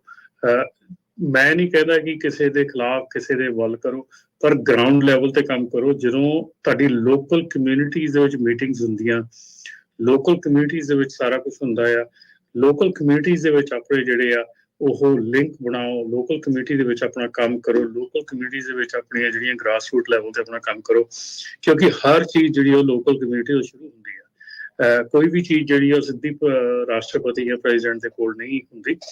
ਇਹ ਸਾਰੀਆਂ ਚੀਜ਼ਾਂ ਲੋਕਲ ਗ੍ਰਾਸ ਰੂਟ ਲੈਵਲ ਤੇ ਚੱਲਦੀਆਂ ਹੈਗੀਆਂ। ਸੋ ਮੇਰਾ ਇਹੋ ਹੀ ਆ ਕਿ ਜੋ ਵੀ ਕੁਛ ਕਰਨਾ ਹੈਗਾ ਆਪਣੀ ਲੋਕਲ ਕਮਿਊਨਿਟੀਜ਼ ਤੋਂ ਸ਼ੁਰੂ ਕਰੋ। ਤਾਂ ਕਿ ਜਿਹੜੀ ਸਾਡੀ ਦਿੱਖ ਹੈਗੀ ਆ, ਅਸੀਂ ਸਾਰੇ ਪਾਸੇ ਆਪਣੀ ਦਿੱਖ ਸੁਧਾਰਨ ਦੀ ਕੋਸ਼ਿਸ਼ ਕਰਦੇ ਹਾਂ, ਪਰ ਸਾਡੀ ਜਿਹੜੀ ਦਿੱਖ ਹੈਗੀ ਆ ਉਹ ਸਾਡੇ ਰੋਜ਼ ਦੇ ਕੰਮਾਂ ਕਾਰਾਂ ਦੇ ਨਾਲ ਬਣਦੀ ਆ, ਜਿਹੜੇ ਅਸੀਂ ਐਵਰੀ ਡੇ, ਚਾਹੇ ਅਸੀਂ ਸਟੋਰ ਦੇ ਵਿੱਚ ਵਿਚਰਦੇ ਹਾਂ ਤੇ ਕਿੱਦਾਂ ਗੱਲਾਂ ਕਰਦੇ ਹਾਂ, ਚਾਹੇ ਅਸੀਂ ਸੜਕ ਤੇ ਡਰਾਈਵ ਕਰਦੇ ਤੇ ਕਿੱਦਾਂ ਡਰਾਈਵ ਕਰਦੇ ਹਾਂ, ਜੇ ਅਸੀਂ ਟਰੱਕ ਸਟਾਪ ਤੇ ਖੜੇ ਹਾਂ ਤਾਂ ਅਸੀਂ ਕਿੱਦਾਂ ਖੜੇ ਹਾਂ, ਕਿੱਦਾਂ ਕੀ ਗੱਲ ਕਰ ਰਹੇ ਹਾਂ, ਡਾਕ ਵਰਕਰ ਦੇ ਨਾਲ ਕਿੱਦਾਂ ਗੱਲ ਕਰ ਰਹੇ, ਹਰ ਇੱਕ ਚੀਜ਼, ਹਰ ਇੱਕ ਬੰਦੇ ਦਾ ਹਰ ਇੱਕ ਐਕਸ਼ਨ ਜਿਹੜਾ ਆ ਉਹ ਕਿਤੇ ਨਾ ਕਿਤੇ ਕੈਲਕੂਲੇਟਿਵ ਤੌਰ ਤੇ ਕੰਮ ਆਉਂਦਾ ਆ ਚੰਗੇ ਦਿੱਖ ਦਿਖਾਉਣ ਦੇ ਵਿੱਚ। ਠੀਕ ਹੈ ਨਾ, ਹਜ਼ਾਰਾਂ ਕਰੋੜਾਂ ਰੁਪਏ ਖਰਚ ਕਰਕੇ ਟੀਵੀ ਦੇ ਐਡਾਂ ਚਲਾ ਕੇ ਪੱਗ ਦਿਖਾ ਕੇ ਨਥਿੰਗ ਗੋਣਾ ਬੀ ਅਚੀਵਡ, ਕੁਛ ਨਹੀਂ ਅਚੀਵ ਹੋ ਸਕਦਾ। ਅਚੀਵ ਹੋਣਾ ਹੈ ਜਿਹੜੀ ਤੁਹਾਡੀ ਐਵਰੀ ਡੇ ਤੁਹਾਡੀ ਗੱਲਬਾਤ ਹੈ, ਐਵਰੀ ਡੇ ਤੁਹਾਡਾ ਵਿਚਰਨਾ ਹੈ ਜਿਹੜਾ ਦੁਨੀਆ ਦੇ ਵਿੱਚ, ਉਹ ਸਹੀ ਹੋਣਾ ਚਾਹੀਦਾ। ਸੋ ਇਦਾਂ ਹੀ ਟਰੱਕਿੰਗ ਦੇ ਵਿੱਚ ਵੀ ਆ, ਤੇ ਟਰੱਕਿੰਗ ਦੇ ਵਿੱਚ ਇਸ ਵੇਲੇ ਜਿਹੜਾ ਇੱਕ ਹੋਰ ਡਿਜੀਟਲ ਫਰੇਟ ਬ੍ਰੋਕਰ ਜਿਹੜੇ ਆ ਜੀ, ਨੈਕਸਟ ਟਰੱਕਿੰਗ ਜਿਹੜੀ ਕੰਪਨੀ ਹੈਗੀ ਉਹਨਾਂ ਵੱਲੋਂ ਐਮਾਜ਼ਨ ਤੇ ਟੈਸਲਾ ਦਾ ਅਕਾਊਂਟ ਜਿਹੜਾ ਉਹ ਲੂਜ਼ ਹੋ ਚੁੱਕਾ ਹੈ। ਸੋ ਇਹ ਹੋਪਫੁਲੀ ਜੇ ਤੁਸੀਂ digital fret broker, next trucking ਜਾਂ ਨੈਕਸਟ ਫਰੇਟ ਸੋਲਿਊਸ਼ਨ, ਇਹਨਾਂ ਦੇ ਨਾਲ ਕਿਸੇ ਨਾਲ ਵੀ ਤੁਸੀਂ ਕੰਮ ਕਰ ਰਹੇ ਹੈਗੇ ਆ, ਤੇ ਇਹ ਜਿਹੜਾ ਕੰਮ ਹੈਗਾ ਤੁਹਾਨੂੰ ਜਿੰਨੀ ਜਲਦੀ ਹੋ ਸਕਦਾ ਆ ਧਿਆਨ ਦੇਣ ਦੀ ਲੋੜ ਹੈ, ਕਿਉਂਕਿ ਇਹਨਾਂ ਨੇ ਆਪਣਾ ਬੜੀ ਮੱਚ ਸਾਰਾ ਜਿਹੜਾ ਫੋਰਸ ਹੈਗੀ ਆ ਲੇ ਆਫ ਕਰਤੀ ਆ। ਸੋ ਇਹਨਾਂ ਦੇ ਕਲੋਜ਼ਰ ਵੀ ਜਿਹੜੇ ਆ ਉਹ ਲਾਗੇ ਲੱਗ ਰਹੇ ਹੈਗੇ ਆ। ਆਪਣੇ ਸ਼ਾਇਦ ਹੋ ਸਕਦਾ ਆਪਣੇ ਕਾਲ ਆਵੇ ਜਾਂ ਨਾ ਆਵੇ, ਬਿਨਿੰਗ ਟਰਾਂਸਪੋਰਟ ਵਾਲਿਆਂ ਦੀ ਵੀ ਮੈਨੂੰ ਮੈਸੇਜ ਆਇਆ ਹੈਗਾ ਕਿ ਉਹਨਾਂ ਦੀ ਫਰੇਟ ਬ੍ਰੋਕਰ ਜਿਹੜੀ ਹੈਗੀ ਆ ਉਹਦੇ 'ਚ ਵੀ ਪ੍ਰੋਬਲਮ ਚੱਲ ਰਹੀਆਂ ਹੈਗੀਆਂ ਕਿ ਉਹਨਾਂ ਦਾ ਜਿਹੜਾ ਆਇਡੈਂਟੀਟੀ ਥੈਫਟ ਵਾਲੇ ਚੱਕਰ ਦੇ ਵਿੱਚ ਹੋ ਗਿਆ ਹੈਗਾ। ਸੋ ਜੇ ਕੋਈ ਵੀ ਬਿਨਿੰਗ ਟਰਾਂਸਪੋਰਟ ਦੇ ਨਾਂ ਤੇ ਲੋਡ ਕੋਈ ਬੁੱਕ ਕਰ ਰਿਹਾ ਹੈਗਾ ਜਾਂ ਕੋਈ ਕਰਨਾ ਚਾਹੁੰਦਾ ਜਾਂ ਕਿਸੇ ਦੇ ਪੈਸੇ ਰਹਿੰਦੇ ਆ, ਤਾਂ ਉਹ ਬਿਨਿੰਗ ਟਰਾਂਸਪੋਰਟ ਨੂੰ ਡਾਇਰੈਕਟਲੀ ਕਾਲ ਕਰੋ। ਸੋ ਉਹਨਾਂ ਦਾ ਵੀ ਜਿਹੜਾ ਆ ਆਇਡੈਂਟੀਟੀ ਥੈਫਟ ਦੇ ਵਿੱਚ ਕਾਫੀ ਚੱਲ ਰਿਹਾ ਹੈਗਾ। ਸੋ ਇਸ ਵੇਲੇ ਉਹ ਵੀ ਲਾਇਰ ਦੇ ਕੋਲ ਬੈਠੇ ਹੈਗੇ, ਆਪਣਾ ਜਿਹੜਾ ਕਾਰਵਾਈ ਕਰ ਰਹੇ ਹੈਗੇ। ਬਿਲਕੁਲ, ਆਪਣੇ ਐਡ ਵੀ ਉਹਨਾਂ ਦੀ ਚੱਲਦੀ ਆ, ਉਦਾਂ ਸੰਤੋਖ ਬਿਨਿੰਗ ਹੋਣੀ ਆ। ਸੋ ਉਹਨਾਂ ਨੇ ਈਮੇਲ ਵੀ ਕਰਕੇ ਜਿਹੜਾ ਉਹ ਦੱਸਿਆ ਸੀਗਾ ਵੀ ਦੇਖ ਲਓ ਵੀ ਬਖਸ਼ਿਆ ਨਹੀਂ ਜਾ ਰਿਹਾ ਅੱਜ ਕੱਲ੍ਹ, ਵੀ ਸਕੈਮ ਕਿੱਥੇ ਦੇ ਕਿੱਥੇ ਤੱਕ ਜਿਹੜੇ ਉਹ ਪਹੁੰਚ ਰਹੇ, ਕਿੱਦਾਂ ਲੋਕਾਂ ਨੂੰ ਜਿਹੜਾ ਉਹ ਭਰਮਾਇਆ ਜਾ ਰਿਹਾ ਹੈ ਤੇ ਉਹ ਇਸ ਦੇ ਵਿੱਚ ਜਿਹੜਾ ਉਹ ਲੁੱਟ ਹੋ ਰਹੇ ਆ। ਬਿਲਕੁਲ ਜੀ, ਹਾਂਜੀ। ਰਾਜਕਰਨ, ਇਸ ਵੇਲੇ ਇੱਕ ਜਿਹੜੀ ਸਾਨੂੰ ਵੱਡੀ ਖਬਰ ਹੈਗੀ ਉਹ ਹੈਗੀ ਆ ਕਿ FMCSA ਵੱਲੋਂ ਜਿਹੜੀ ਫਾਲਸੀਫਾਈਡ ELD ਆ ਉਹਨੂੰ ਨਿਊ ਅਪਰੋਚ ਨਾਲ ਟਾਰਗੇਟ ਕੀਤਾ ਜਾ ਰਿਹਾ ਹੈਗਾ। ਹੁਣ ਸ਼ੁਰੂ ਹੋ ਚੁੱਕੀ ਇਨਵੈਸਟੀਗੇਸ਼ਨ, ਜਿਹਦੇ ਵਿੱਚ ਕਿ ਜਿਹੜਾ 2022 ਦੇ ਵਿੱਚ ਐਕਸੀਡੈਂਟ ਹੋਇਆ ਸੀ ਵਰਜੀਨੀਆ ਦੇ ਵਿੱਚ, ਜਿਸ 'ਚ ਟਰੱਕ ਡਰਾਈਵਰ ਜਿਹੜਾ ਟ੍ਰੈਂਟਨ ਲੌਜਿਸਟਿਕਸ ਸੀ, ਇਲੀਨੋਇਸ ਬੇਸਡ ਕੰਪਨੀ, ਉਹਦਾ ਐਕਸੀਡੈਂਟ ਹੋਇਆ ਸੀਗਾ। ਓਵਰ 11 ਆਵਰਸ ਉਹ ਡਰਾਈਵ ਕਰ ਰਿਹਾ ਸੀਗਾ ਤੇ ਫਟੀਕ ਕਰਕੇ ਉਹਨਾਂ ਦਾ ਐਕਸੀਡੈਂਟ ਹੋਇਆ ਸੀਗਾ, ਤੇ ਜਿਹਦੇ ਵਿੱਚ ਕਿ ਮੇਰੇ ਖਿਆਲ 3 ਲੋਕੀ ਮਰੇ ਸੀਗੇ ਤੇ ਕੋਈ 11 ਦੇ ਕਰੀਬ ਸੀਰੀਅਸ ਫੱਟੜ ਹੋਏ ਸੀਗੇ। ਸੋ ਏਦਾਂ ਉਹਦੇ ਵਿੱਚ ਸੀਗਾ ਕਿ ਪਾਰਟੀ ਬੱਸ ਸੀ, 3 ਬੰਦਿਆਂ ਦੀ ਡੈਥ ਹੋਈ ਸੀ, 9 ਸੀਰੀਅਸ ਇੰਜਰੀਜ਼ ਤੇ 11 ਜਿਹੜੇ ਨੂੰ ਮਾਈਨਰ ਇੰਜਰੀਜ਼ ਹੋਈਆਂ ਸੀ। ਡਰਾਈਵਰ ਵੀ ਸੀਰੀਅਸਲੀ ਇੰਜਰ ਹੋਇਆ ਸੀਗਾ। ਇਹਦੇ ਉੱਤੇ ਜਿਹੜੀ ਸਾਰੀ ਹੁਣ ਇਨਵੈਸਟੀਗੇਸ਼ਨ ਫਿਲਡ ਅਪ ਹੋਈ ਆ, ਜਿਹਦੇ ਵਿੱਚ ਕਿ FMCSA ਵੱਲੋਂ ਖੁੱਲ ਕੇ ਨਹੀਂ ਦੱਸਿਆ ਜਾ ਰਿਹਾ, ਪਰ FMCSA ਵੱਲੋਂ ਇਹ ਦੱਸਿਆ ਜਾ ਰਿਹਾ ਕਿ ਅਸੀਂ ਹਰ ਇੱਕ ਜਿਹੜੀ ਫਾਲਸੀਫਾਈਂਗ ਹੈਗੀ ਆ, ਜਿੱਦਾਂ ਫਾਲਸੀਫਾਈਂਗ ਹੋ ਰਹੀ ਆ, ਅਸੀਂ ਹਰ ਇੱਕ ਮੈਥਡ ਨੂੰ ਬਹੁਤ ਕਲੋਜ਼ਲੀ ਵਾਚ ਕਰ ਰਹੇ ਹਾਂ। ਜਿਹੜੀ ਇਹ ਕੰਪਨੀ ਸੀ, ਇਹਨਾਂ ਦੀ ਵੀ ਜਿਹੜੀ ਐਡੀਟਿੰਗ ਸੀ ਉਹ ਲਿਥੁਏਨੀਆ ਤੋਂ ਹੁੰਦੀ ਸੀਗੀ, ਆਊਟ ਆਫ ਕੰਟਰੀ ਹੁੰਦੀ ਸੀ। ਠੀਕ ਹੈ, ਤੇ ਉਹ ਜਿਹੜੀ ਚੀਜ਼ ਹੈਗੀ ਆ ਇਸ ਵੇਲੇ ਉਹਨਾਂ ਨੇ ਵੱਲੋਂ ਕਲੀਅਰਲੀ ਦੱਸਿਆ ਜਾ ਰਿਹਾ ਕਿ ਜਿਹੜਾ ਸਾਡਾ ਇਸ ਵੇਲੇ ਟਾਰਗੇਟ ਹੈਗਾ ਉਹ ਹੈਗਾ ਕਿ ਜਿਹੜੀਆਂ ਕੰਪਨੀਆਂ ਫਾਲਸੀਫਾਈ ਕਰਦੀਆਂ ਆਵਰਸ ਆਫ ਸਰਵਿਸ ਨੂੰ ELD ਦੇ ਥਰੂ, ਗੋਸਟ ਡਰਾਈਵਰ ਕ੍ਰੀਏਟ ਕਰਦੀਆਂ, ਫੇਕ IDs ਕ੍ਰੀਏਟ ਕਰਦੀਆਂ, ਜਿਹੜੀਆਂ ਡਬਲ ELD ਯੂਜ਼ ਕਰਦੀਆਂ, ਡਬਲ ID ਯੂਜ਼ ਕਰਦੀਆਂ, ਜਿਹੜੀਆਂ ਕੰਪਨੀਆਂ ਜਿਹੜੀਆਂ ਬਾਹਰੋਂ ਐਡਿਟ ਕਰਾਉਂਦੀਆਂ ਹੈਗੀਆਂ, ਇਹਨਾਂ ਸਾਰੀਆਂ ਹੀ ਕੰਪਨੀਆਂ ਦੇ ਉੱਤੇ ਜਿਹੜੀ ਆ ਇਸ ਵੇਲੇ ਨਜ਼ਰ ਹੈਗੀ ਆ। ਉਹਦੇ ਨਾਲ ਹੀ ਜਿਹੜੀਆਂ ELDs ਹੈਗੀਆਂ ਜਿਹੜੀਆਂ ਕਿ ਕੁਆਲੀਫਾਈਡ ਨਹੀਂ ਹੈਗੀਆਂ, ਉਹਨਾਂ ਨੂੰ ELD ਦੀ ਅਪਰੂਵਡ ਲਿਸਟ ਚੋਂ ਕੱਢਣ ਦੀ ਕਵਾਇਦ ਜਿਹੜੀ ਆ ਉਹ ਬਹੁਤ ਜ਼ੋਰ ਸ਼ੋਰ ਦੇ ਨਾਲ ਸ਼ੁਰੂ ਹੋਈ ਆ। ਸੋ ਇਸ ਮਾਮਲੇ ਦੇ ਉੱਤੇ ਮੈਂ ਜ਼ਰੂਰ ਕਹੂੰਗਾ ਕਿ ਸਾਡੀ ਕਮਿਊਨਿਟੀ ਦੇ ਵਿੱਚ ਇਹ ਕੰਮ ਜਿਹੜਾ ਆ ਸਾਨੂੰ ਸਾਰਿਆਂ ਨੂੰ ਪਤਾ ਕਿ ਬਹੁਤ ਢਿੱਲੇ ਨਾਲ ਚੱਲਦਾ ਹੈਗਾ। ਸੋ ਇਸ ਕਰਕੇ ਜਿਹੜੀਆਂ ਇਸ਼ੂਜ਼ ਹੈਗੀਆਂ ਜਾਂ ਜਿਹੜੀਆਂ ਪ੍ਰੋਬਲਮਸ ਹੈਗੀਆਂ ਉਹਨਾਂ ਦੇ ਉੱਤੇ ਆਪਣੀ ਕੰਪਨੀ 'ਚ ਧਿਆਨ ਦਿਓ। ਜੇ ਤੁਸੀਂ ਕੋਈ ਇੱਦਾਂ ਦਾ ਕੰਮ ਕਰਦੇ ਆ ਜਿਸ ਕਿ ਕਾਮਨ ਚੀਜ਼ ਜਿਹੜੀ ਆ FNCSA ਨੇ ਜਿਹੜੇ ਉਹਦੇ ਰੋਡ ਸਾਈਡ ਇੰਸਪੈਕਟਰ ਜਿਹੜੀ ਹੁਣੇ ਇੰਸਪੈਕਸ਼ਨ ਆਪਣੀ ਅਗਸਤ ਦੇ ਵਿੱਚ ਹੋ ਕੇ ਗਈ ਆ, ਉਹਦੇ ਵਿੱਚ ਉਹਨਾਂ ਦੀ ਰਿਪੋਰਟ ਦੇ ਵਿੱਚ ਇੱਕ ਹਾਸੋਹੀਣੀ ਗੱਲ ਇਹ ਹੈ ਕਿ ਸ਼ਾਇਦ ਇਸ ਵੀਕ ਹਰ ਇੱਕ ਬੰਦਾ ਛੁੱਟੀ ਤੇ ਚਲਾ ਗਿਆ, ਇੰਨੀਆਂ ਘੱਟ ਇੰਸਪੈਕਸ਼ਨਾਂ ਸੀਗੀਆਂ। ਸੋ ਉਹਦੇ ਵਿੱਚ ਉਹਨਾਂ ਨੇ ਗੱਲ ਕਹੀ ਹੈ ਕਿ ਜਿਹੜੇ ਲੋਕੀ ਹੈਗੇ ਆ ਜਿਹੜੇ ਕਿ ਫਾਲਸੀਫਾਈ ਕਰਦੇ ਆ ਜਾਂ ਕੁਝ ਵੀ ਇਦਾਂ ਦਾ ਕਰਦੇ ਆ, ਉਹਨਾਂ ਦੇ ਲਈ ਉਹਨਾਂ ਦੀ ਜਿਹੜੀ ਆ ਨਜ਼ਰ ਆ ਇਸ ਵੇਲੇ ਪੂਰੀ ਤਿੱਖੀ ਆ। ਸੋ ਪਲੀਜ਼ ਜੇ ਤੁਸੀਂ ਇਦਾਂ ਦਾ ਕੋਈ ਕੰਮ ਕਰਦੇ ਹੈਗੇ ਆ ਜਿਸ 'ਚ ਖਾਸ ਕਰਕੇ ਬਹਾਨਾ ਹੁੰਦਾ ਕਿ ਜਿਹੜਾ ਸੈਕੰਡ ਡਰਾਈਵਰ ਸੀਗਾ ਉਹ ਪਿਛਲੇ ਟਰੱਕ ਸਟਾਪ ਤੇ ਫੈਮਿਲੀ ਐਮਰਜੈਂਸੀ ਕਰਕੇ ਉਤਰ ਗਿਆ, ਸੋ ਉਹ ਹੁਣ ਉਤਰਨਾ ਨਹੀਂ, ਹੁਣ ਤੁਹਾਨੂੰ ਸ਼ਾਇਦ ਉਤਾਰਨ ਦੀ ਗੱਲ ਜਿਹੜੀ ਆ ਸ਼ੁਰੂ ਹੋ ਜਾਊ। ਜੀ ਬਿਲਕੁਲ। ਸੋ ਸਰੋਤਿਓ, ਜੇ ਤੁਹਾਡਾ ਵੀ ਕੋਈ ਕੁਐਸਚਨ ਹੈਗਾ ਟਰੱਕਿੰਗ ਨਾਲ ਰਿਲੇਟਡ ਤੇ ਤੁਸੀਂ ਕਾਲ ਕਰ ਸਕਦੇ ਹੋ 408 272 5200 408 272 5200। ਸਾਡੇ ਕੋਲ ਕੁਝ ਮਿੰਟਸ ਹੈਗੇ ਆ। ਸੋ ਜਿਹੜਾ ਹਰੀਕੇਨ ਹਲੇਨ ਆਇਆ ਉਹਦੇ ਨਾਲ 150 ਤੋਂ ਵੱਧ ਮੌਤਾਂ ਹੋ ਚੁੱਕੀਆਂ ਹੈਗੀਆਂ। ਟਰੱਕਿੰਗ ਇੰਡਸਟਰੀ ਨੂੰ ਉਸ ਏਰੀਏ 'ਚ ਖਾਸ ਕਰਕੇ ਨਾਰਥ ਕੈਰੋਲੀਨਾ ਦੇ ਵਿੱਚ ਕਾਫੀ ਵੱਡਾ ਅਸਰ ਪਿਆ ਹੈ, ਕਿਉਂਕਿ ਉਹਨਾਂ ਦਾ ਇੰਟਰਸਟੇਟ 40 ਜਿਹੜਾ ਬਹੁਤ ਕ੍ਰਿਟੀਕਲ ਆ ਈਸਟ ਤੇ ਵੈਸਟ ਟਰੱਕਿੰਗ ਰਾਊਟ ਦੇ ਲਈ, ਉਹ ਮਲਟੀਪਲ ਪੁਆਇੰਟਸ ਤੇ ਟੁੱਟਿਆ ਹੈਗਾ। ਇੰਟਰਸਟੇਟ 26 ਜਿਹੜਾ ਆ ਟੈਨਸੀ ਵਾਲੀ ਲਾਈਨ ਤੇ ਆ ਉਹ ਵੀ ਟੁੱਟਿਆ ਹੈਗਾ। ਸੋ ਉਹਦੇ ਕਰਕੇ ਜਿਹੜੇ ਟਰੱਕਰਸ ਆ ਉਹਨਾਂ ਨੂੰ ਕਾਫੀ ਵੱਡੀ ਜਿਹੜੀ ਆ ਪ੍ਰੋਬਲਮ ਆ ਰਹੀ ਹੈਗੀ ਆ। ਬੋਟਲਡ ਵਾਟਰ ਜਿਹੜਾ ਆ ਉਹਦੀ ਸ਼ਿਪਮੈਂਟ ਬਹੁਤ ਜ਼ਿਆਦਾ ਅਫੈਕਟ ਹੋਈ ਹੈਗੀ ਆ। ਨਾਰਥ ਕੈਰੋਲੀਨਾ ਟਰੱਕਿੰਗ ਐਸੋਸੀਏਸ਼ਨ ਦੇ ਪ੍ਰੈਜ਼ੀਡੈਂਟ ਤੇ CEO ਵੈਨ ਜਿਹੜੇ ਗ੍ਰੀਨਬਰਗ ਆ ਉਹਨਾਂ ਨੇ ਟਰੱਕਿੰਗ ਡਰਾਈਵ ਨੂੰ ਦੱਸਿਆ। ਜਿਹੜਾ I-40 ਹੈਗਾ ਜੀ ਉਹਦਾ ਜਿਹੜਾ ਕਲੋਜ਼ਰ ਹੈਗਾ ਆ ਨਾਰਥ ਕੈਰੋਲਾਈਨਾ ਦੇ ਵਿੱਚ ਆਲਮੋਸਟ 1 ਸਾਲ ਕਲੋਜ਼ਰ ਰਹਿਣ ਦੀ ਗੱਲ ਕੀਤੀ ਜਾ ਰਹੀ ਹੈ ਕਿ 1 ਸਾਲ ਤੱਕ ਜਿਹੜਾ ਆ ਕਲੋਜ਼ ਰਹਿ ਸਕਦਾ ਆ। ਸੋ ਇਸ ਕਰਕੇ ਕਾਫੀ ਜਿਹੜੇ ਡੀਟੋਰਸ ਹੈਗੇ ਉਧਰ ਹੋਣਗੇ। ਜੀ ਸੋ ਬਿਲਕੁਲ ਇਹਦੇ ਨਾਲ ਕੈਰੋਲੀਨਾ, ਫਲੋਰੀਡਾ, ਜਾਰਜੀਆ ਇਹਨਾਂ ਸਾਰਿਆਂ ਨੂੰ ਹੁਣ ਕੋਆਰਡੀਨੇਟ ਕਰਨਾ ਪਊਗਾ ਨੇਬਰਿੰਗ ਸਟੇਟਸ ਨੂੰ, ਤੇ ਨਾਲ ਦੀ ਨਾਲ ਉਹਨਾਂ ਦੇ ਜਿਹੜੇ ਕਾਊਂਟਰ ਪਾਰਟ ਟਰੱਕਿੰਗ ਐਸੋਸੀਏਸ਼ਨਸ ਆ ਫਿਰ ਰਲ ਕੇ ਜਿਹੜਾ ਛੇਤੀ ਤੋਂ ਛੇਤੀ ਇਹ ਕੰਪਲੀਟ ਹੋਣ ਤਾਂ ਕਿ ਫਿਰ ਜਿਹੜਾ ਕੰਮ ਆ ਟਰੱਕਿੰਗ ਇੰਡਸਟਰੀ ਵਾਲੇ ਉਹ ਕਰ ਸਕਣ। ਬਿਲਕੁਲ। ਤੇ ਜਿੱਦਾਂ ਪੋਰਟ ਸਟ੍ਰਾਈਕ ਦਾ ਜਿਹੜਾ ਦੱਸਿਆ ਹੀ ਆ ਵੀ ਉਹਦੇ ਕਰਕੇ ਈਸਟ ਕੋਸਟ ਵਾਲੇ ਪਾਸੇ ਕੰਮ ਬਿਲਕੁਲ ਜਿਹੜਾ ਉਹ ਠੱਪ ਹੋ ਰਿਹਾ। ਤੁਹਾਡੇ ਆਲੇ ਦੁਆਲੇ ਬਹੁਤ ਸਾਰੀਆਂ ਚੀਜ਼ਾਂ ਦੀਆਂ ਕੀਮਤਾਂ ਜਿਹੜੀਆਂ ਵਧਣੀਆਂ ਸ਼ੁਰੂ ਹੋਣਗੀਆਂ। ਇਹਦਾ ਅਸਰ ਜਿਹੜਾ ਉਹ ਇਸ ਤਰੀਕੇ ਦੇ ਨਾਲ ਵੀ ਜਿਹੜਾ ਉਹ ਪੈਣ ਜਾ ਰਿਹਾ ਆ। ਕਹਿੰਦੇ ਵੀ ਇਸ ਟਾਈਮ ਪੋਰਟਸ ਗੋਸਟ ਟਾਊਨ ਜਿਹੜੇ ਉਹ ਬਣ ਚੁੱਕੇ ਆ ਸਟ੍ਰਾਈਕ ਤੋਂ ਬਾਅਦ ਦੇ ਵਿੱਚ। ਤੇਲ ਦੀਆਂ ਕੀਮਤਾਂ ਦੇ ਵਿੱਚ ਵੀ ਵਾਧਾ ਜਿਹੜਾ ਉਹ ਆਈ ਡੋਂਟ ਨੋ ਇਸ ਦਾ ਅਸਰ ਕਿਸ ਤਰੀਕੇ ਦੇ ਨਾਲ ਜਿਹੜਾ ਪਊਗਾ, ਪਰ ਲੋਕ ਪੈਨਿਕ ਕਰਨੇ ਕਈ ਜਿਹੜੇ ਆਲਰੇਡੀ ਸ਼ੁਰੂ ਕਰ ਰਹੇ ਆ। ਜਿੱਦਾਂ ਕੋਵਿਡ ਦੇ ਵਿੱਚ ਲੋਕੀ ਟਾਇਲਟ ਪੇਪਰ ਹੀ ਇਕੱਠੇ ਕਰੀ ਜਾਂਦੇ ਸੀ, ਉਸ ਇਲਾਕੇ ਦੇ ਵਿੱਚ ਪਤਾ ਲੱਗ ਰਿਹਾ ਆ, ਰਿਪੋਰਟਸ ਆ ਰਹੀਆਂ, ਲੋਕ ਪੈਨਿਕ ਬਾਇੰਗ ਜਿਹੜੀ ਉਹਨਾਂ ਨੇ ਸ਼ੁਰੂ ਕਰ ਦਿੱਤੀ ਹੈਗੀ ਆ।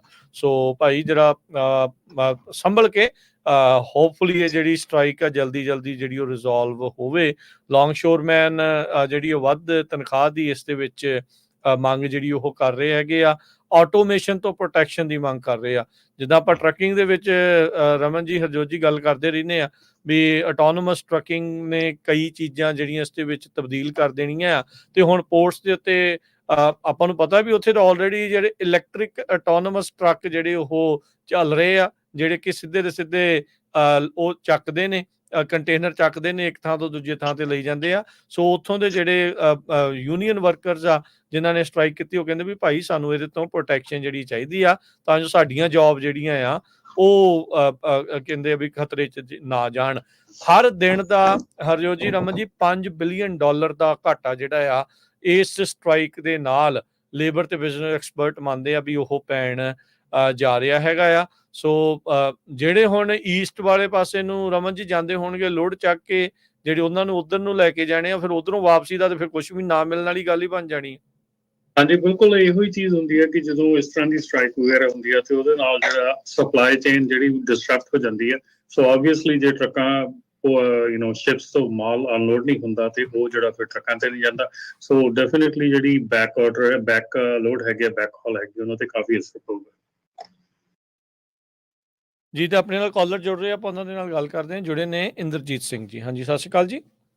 ਹਾਂਜੀ ਬਾਈ ਜੀ, ਸਤਿ ਸ਼੍ਰੀ ਅਕਾਲ ਸਾਰੇ ਸੁਣਨ ਵਾਲੇ ਵੀਰਾਂ ਨੂੰ ਤੇ ਬਾਈ ਰਮਨ ਜੀ ਹੁਣਾਂ ਨੂੰ, ਖਾਲਸਾ ਜੀ ਨੂੰ, ਆਪ ਜੀ ਨੂੰ ਬਹੁਤ ਬਹੁਤ ਸਤਿ ਸ਼੍ਰੀ ਅਕਾਲ। ਸਤਿ ਸ਼੍ਰੀ ਅਕਾਲ।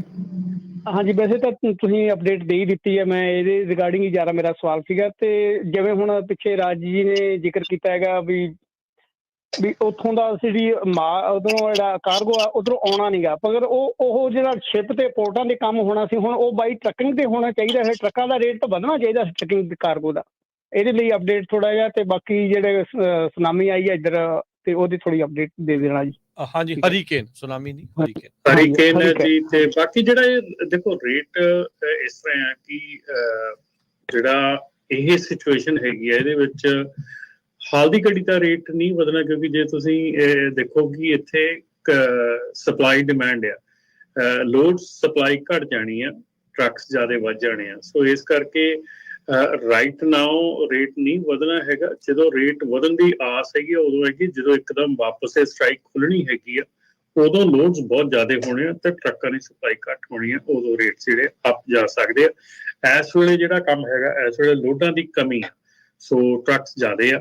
ਸੋ ਇਸ ਕਰਕੇ ਆਈ ਡੋਂਟ ਥਿੰਕ ਸੋ ਕਿ ਇਸ ਵੇਲੇ ਰੇਟ ਜਿਹੜੇ ਆ ਵਧਣ ਦੀ ਗੱਲ ਕੀਤੀ ਜਾ ਸਕਦੀ ਹੈ। ਹਾਂ, ਹਰੀਕੇਨ ਹਲੀਨਾ ਕਰਕੇ ਇਹ ਹੋ ਸਕਦਾ ਕਿ ਉਧਰ ਟਰੱਕਸ ਜਿਹੜੇ ਆ ਘੱਟ ਜਾਣ, ਜਿਹੜੀਆਂ ਸੜਕਾਂ ਟੁੱਟੀਆਂ ਆ ਉਹ ਸਾਰਾ ਕੁਛ ਟੈਸ, ਉੱਥੇ ਸਪਲਾਈ ਟਰੱਕਾਂ ਦੀ ਘੱਟ ਹੋ ਸਕਦੀ ਆ। ਉਹਦੇ ਨਾਲ ਨਾਲ ਜਿਹੜੇ ਲੋਡ ਵੀ ਘਟੇ ਹੈਗੇ ਆ। ਸੋ ਜਿਹੜੀ ਸਪਲਾਈ ਐਂਡ ਡਿਮਾਂਡ ਦੀ ਗੱਲ ਹੈਗੀ ਆ, ਉਹਦੇ ਕਰਕੇ ਸ਼ਾਇਦ ਹੋ ਸਕਦਾ ਅਜੇ ਰੇਟ ਉਹ ਨਾ ਵਧਣ, ਜਿਹੜੇ ਕਿ ਆਪਾਂ ਸੋਚ ਰਹੇ ਹਾਂ ਕਿ ਉਹਦੇ ਸਟ੍ਰਾਈਕ ਕਰਕੇ ਜਿਹੜੇ ਆ ਰੇਟਸ ਵਧਣਗੇ। ਸਟ੍ਰਾਈਕ ਕਰਕੇ ਰੇਟਸ ਜਿਹੜੇ ਆ ਉਹ ਘਟ ਸਕਦੇ ਆ, ਕਿਉਂਕਿ ਮਾਲ ਘਟ ਜਾਣਾ ਬਹੁਤ ਜ਼ਿਆਦਾ, ਉਧਰੋਂ ਆ ਨਹੀਂ ਰਿਹਾ, ਸਪਲਾਈ ਘਟ ਜਾਣੀ। ਦਰੁਸਤ ਕਿਹਾ ਜੀ ਤੁਸੀਂ ਆਪਣੇ ਢਿੱਲੋਂ ਸਾਹਿਬ। ਤੇ ਗੱਲ ਇਹ ਵੀ ਮੇਰਾ ਐਂਗਲ ਇਸ ਤਰ੍ਹਾਂ ਦਾ ਸੀਗਾ, ਮਤਲਬ ਮੈਂ ਸੋਚ ਸੀਗਾ ਵੀ ਹੁਣ ਜਿਵੇਂ ਜਿਹੜਾ ਮਾਲ ਉਹਨਾਂ ਨੇ ਸ਼ਿਪ ਦੇ ਰਾਹੀਂ ਦੂਜੀ ਪੋਰਟ ਤੇ ਭੇਜਣਾ ਸੀ, ਆਕਲੈਂਡ ਤੇ ਆਉਣਾ ਸੀ, ਘੁੰਮ ਕੇ ਆਉਣਾ ਸੀਗਾ, ਉਹ ਪੋਰਟਾਂ ਦੀ ਸਟ੍ਰਾਈਕ ਹੋ ਗਈ, ਤੇ ਉਹ ਜਿਹੜਾ ਕਾਰਗੋ ਹੈ ਉਹਨੂੰ ਮਤਲਬ ਕੰਮ ਹੈ ਜਿਹੜਾ ਪੋਸੀਬਲ ਹੋ ਸਕਦਾ ਵੀ ਮੈਂ ਗਲਤ ਹੋਵਾਂ, ਉਹ ਘੱਟ ਆ, ਕਿਉਂਕਿ ਇਦਾਂ ਹੀ ਇੰਟਰਨੈਸ਼ਨਲ ਜਿਹੜਾ ਸਮਾਨ ਆਉਣਾ ਉਹ ਪੋਰਟ ਦੇ ਜ਼ਰੀਏ ਹੀ ਆਉਣਾ। ਜਿਹੜਾ ਹੁਣ ਜਹਾਜ਼ਾਂ ਤੇ ਚੜਿਆ ਹੈ ਸਮਾਨ, ਉਹ ਜਹਾਜ਼ਾਂ 'ਚ ਹੀ ਆ, ਉਹ ਰਾਹ 'ਚ ਪਾਣੀ 'ਚ ਉਤਰਨਾ ਨਹੀਂ ਨਾ ਕਿਸੇ ਪਾਸੇ, ਉਹ ਪੋਰਟ ਥਾਣੀ ਆ ਕੇ ਹੀ ਉਤਰਨਾ, ਤਾਂ ਹੀ ਚੜੂਗਾ ਨਾ, ਤਾਂ ਹੀ ਟਰੱਕ ਤੇ ਚੜੂਗਾ ਜੇ ਉੱਥੋਂ ਉਤਰੂਗਾ ਤੇ ਜੀ। ਸਪੋਰਟ ਤੇ ਸਟ੍ਰਾਈਕ ਹੈ ਜੀ। Thank you so much. Kuldeep ਜੀ। ਰਾਜਕਰਨਵੀਰ ਜੀ, ਹਰਜੋਤ ਸਿੰਘ ਖਾਲਸਾ ਜੀ ਤੇ ਰਮਨ ਭਾਜੀ, ਸਾਰਿਆਂ ਨੂੰ ਸਤਿ ਸ੍ਰੀ ਅਕਾਲ। ਸਤਿ ਸ਼੍ਰੀ ਅਕਾਲ। ਰਮਨ ਭਾਜੀ, ਮੇਰਾ ਕੁਐਸਚਨ ਸੀ, ਮੈਂ 2 ਵੀਕ ਪਹਿਲਾਂ ਲੋਡ ਚੱਕ ਕੇ ਲਿਆ ਸੀ ਓਕਲਾਹੋਮਾ ਤੋਂ ਫੀਨਿਕਸ। ਕੱਚ ਦਾ ਲੋਡ ਸੀ ਤੇ ਉਹ ਡੈਮੇਜ ਹੋ ਗਿਆ ਸੀ, ਉਹਨਾਂ ਨੇ ਚੰਗੀ ਤਰ੍ਹਾਂ ਬੰਨਿਆ ਨਹੀਂ ਸੀ ਲੋਡ, ਸਿੰਗਲ ਸਟ੍ਰੈਪ ਹੀ ਲਾਈ ਸੀ, ਉਹ ਟੁੱਟ ਗਈ ਜਦੋਂ ਕਿਤੇ ਬ੍ਰੇਕ ਲੱਗੀ, ਤੇ ਉਹਨਾਂ ਨੇ ਲੋਡ ਮੇਰਾ ਸਾਰਾ ਰਿਜੈਕਟ ਕਰਤਾ ਸੀ। ਉਹ ਮੈਂ ਦੁਬਾਰਾ ਲੋਡ ਰੀਸੈਟ ਕਰਾ ਕੇ ਤੇ ਉੱਥੇ ਲਾ ਕੇ ਆਇਆ ਹੁਣ ਫੈਕਟਰੀ 'ਚ। ਬ੍ਰੋਕਰ ਨੇ ਕਿਹਾ ਵੀ ਉੱਥੇ ਛੱਡ ਕੇ ਆਓ ਦੁਬਾਰਾ ਲੋਡ। ਤੇ ਮੈਂ ਜਿਨ੍ਹਾਂ ਨਾਲ ਕੰਮ ਕਰਦਾ ਨਾ, ਉਹਨਾਂ ਦੀ LLC ਤੇ ਲੋਡ ਚੁੱਕਿਆ ਹੋਇਆ, ਤੇ ਉਹਦਾ ਮੇਰੀ ਆਪਣੀ ਕੰਪਨੀ ਹੈ, ਸਟਿੱਕਰ ਸਭ ਕੁਛ ਆਪਣਾ।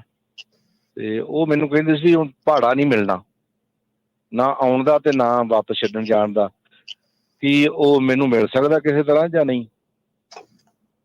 ਤੇ ਉਹ ਤਾਂ ਦੇਖੋ ਇਸ ਤਰ੍ਹਾਂ ਹੈ ਕਿ ਇਹ ਤਾਂ ਨੈਗੋਸ਼ੀਏਟ ਤੁਹਾਡਾ ਉਹਨਾਂ ਦੇ ਨਾਲ ਹੋਣਾ, ਕਿਉਂਕਿ ਉਹਨਾਂ ਦਾ ਬ੍ਰੋਕਰ ਦੇ ਨਾਲ ਹੋਣਾ ਆ। ਜਦੋਂ ਆਪਾਂ ਇਹ ਡਬਲ ਬ੍ਰੋਕਰਿੰਗ ਹੋ ਜਾਂਦੀ ਹੈ, ਜਦੋਂ ਆਪਾਂ ਡਬਲ ਬ੍ਰੋਕਰਿੰਗ ਕਰ ਲੈਂਦੇ ਇੱਦਾਂ ਜਾਂ ਕਿਸੇ ਨਾਲ ਕੰਮ ਕਰਦੇ ਹਾਂ, ਉਦੋਂ ਫਿਰ ਉਹਨਾਂ ਦੀ ਮਰਜ਼ੀ ਤੇ ਹੁੰਦਾ ਹੈ ਕਿ ਉਹ ਕੀ ਕਰ ਰਹੇ, ਉਹਨਾਂ ਦੀ ਬ੍ਰੋਕਰ ਨਾਲ ਕੀ ਗੱਲਬਾਤ ਹੋ ਰਹੀ ਹੈ, ਕੀ ਬ੍ਰੋਕਰ ਨੇ ਉਹਨਾਂ ਨੂੰ ਪੈਸੇ ਦਿੱਤੇ ਆ, ਵੀ ਡੋਂਟ ਨੋ, ਨਾ ਹੀ ਆਪਾਂ ਨੂੰ ਪਤਾ ਦੱਸ ਸਕਦੇ ਹੋ ਕਿ ਦਿੱਤੇ ਆ ਕਿ ਨਹੀਂ ਦਿੱਤੇ ਹੈਗੇ।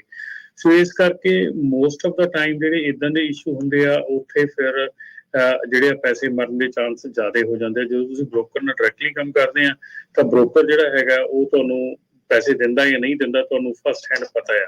ਹੁਣ ਇੱਥੇ ਤੁਹਾਡੇ ਵਿੱਚ ਇੱਕ ਹੋਰ ਕੰਪਨੀ ਹੈਗੀ ਆ ਜਿਹੜੀ ਕਿ ਤੁਹਾਨੂੰ ਜੇ ਉਹਨਾਂ ਨੂੰ ਮਿਲੇ ਵੀ ਹੁਣ ਤੁਹਾਨੂੰ ਕਹਿ ਦੇਣ ਕਿ ਨਹੀਂ ਮਿਲੇ, ਨਹੀਂ ਮਿਲਣੇ ਹੈਗੇ, ਤੇ nothing much you can do, ਤੁਸੀਂ ਜ਼ਿਆਦਾ ਕੁਝ ਕਰ ਨਹੀਂ ਸਕਦੇ ਹੈਗੇ ਉਹਦੇ ਉੱਤੇ, ਕਿਉਂਕਿ ਅਗੇਨ ਡਬਲ ਬ੍ਰੋਕਰਿੰਗ ਹੈਗੀ ਹੈ। ਇਸ ਕਰਕੇ ਜੇ ਬ੍ਰੋਕਰ ਕੋਲ ਵੀ ਜਾਂਦੇ ਆ ਤਾਂ ਉੱਥੇ ਵੀ ਉਹੀ ਪ੍ਰੋਬਲਮ ਖੜੀ ਹੋ ਜਾਣੀ ਆ। ਤੇ ਇਸ ਕਰਕੇ ਆਈ ਡੋਂਟ ਨੋ ਕਿ ਮੈਂ ਕਿਹੜਾ ਕਮੋਡਿਟੀ ਕੀ ਸੀਗੀ, ਪਾਣੀ ਦਾ ਲੋਡ ਸੀਗਾ, ਗਲਾਸ ਨਹੀਂ ਕੱਚ ਸੀ, ਕੱਚ ਸੀਗਾ। ਬਸ ਮੇਰੇ ਖਿਆਲ ਦੇ ਵਿੱਚ ਆਈ ਥਿੰਕ ਕਿ ਤੁਹਾਡੇ ਤੇ ਜੇ ਉਹ ਕਲੇਮ ਨਹੀਂ ਪੈਂਦਾ ਹੈਗਾ ਤੇ ਬੈਟਰ ਆਫ ਹੈਗੀਆਂ। ਜਿਹੜਾ ਭਾੜਾ ਹੈਗਾ ਆ ਉਹਦਾ ਮੈਨੂੰ ਕਹਿੰਦੇ ਵੀ ਤੁਹਾਡੀ ਇੰਸ਼ੋਰੈਂਸ, ਕਹਿੰਦੇ ਸੀ ਵੀ ਆਈ ਹੋਪ ਤੁਹਾਡੀ ਇੰਸ਼ੋਰੈਂਸ ਤੇ ਨਹੀਂ ਆਊਗਾ ਕਲੇਮ। ਹਾਂਜੀ, ਮੈਨੂੰ ਕਹਿੰਦੇ ਸੀ ਜਿਨ੍ਹਾਂ ਕੋਲ ਮੈਂ ਲੋਡ ਲੈਣਾ ਨਾ, ਕਹਿੰਦੇ ਵੀ ਤੇਰੀ ਇੰਸ਼ੋਰੈਂਸ ਤੇ ਨਹੀਂ ਆਊਗਾ ਕਲੇਮ। ਤੁਹਾਡੀ ਇੰਸ਼ੋਰੈਂਸ ਤੇ ਕਲੇਮ ਹੋ ਹੀ ਨਹੀਂ ਸਕਦਾ ਕਿਉਂਕਿ ਉਹ ਉਹਨਾਂ ਦੇ ਨਾਂ ਤੇ ਲੋਡ ਹੈਗਾ ਆ, ਉਹਨਾਂ ਦੀ ਇੰਸ਼ੋਰੈਂਸ ਨੇ ਕਲੇਮ ਜੇ ਹੋਣਾ ਤਾਂ ਉਹਨਾਂ ਤੇ ਹੋਣਾ ਆ। ਸੋ ਇਸ ਕਰਕੇ ਇਹ ਜਿਹੜੀ ਇਹ ਟ੍ਰਿਕੀ ਚੀਜ਼ ਹੈਗੀ ਆ ਭਾਜੀ, ਆਪਾਂ ਆਲਵੇਜ਼ ਇਹੋ ਹੀ ਇਸੇ ਕਰਕੇ ਕਹਿੰਦੇ ਆ ਕਿ ਡਬਲ ਬ੍ਰੋਕਰਿੰਗ ਦੇ ਵਿੱਚ ਇਹ ਜਿਹੜੀ ਆ ਇੱਕ ਹੋਰ ਕੜੀ ਜੁੜ ਜਾਂਦੀ ਆ।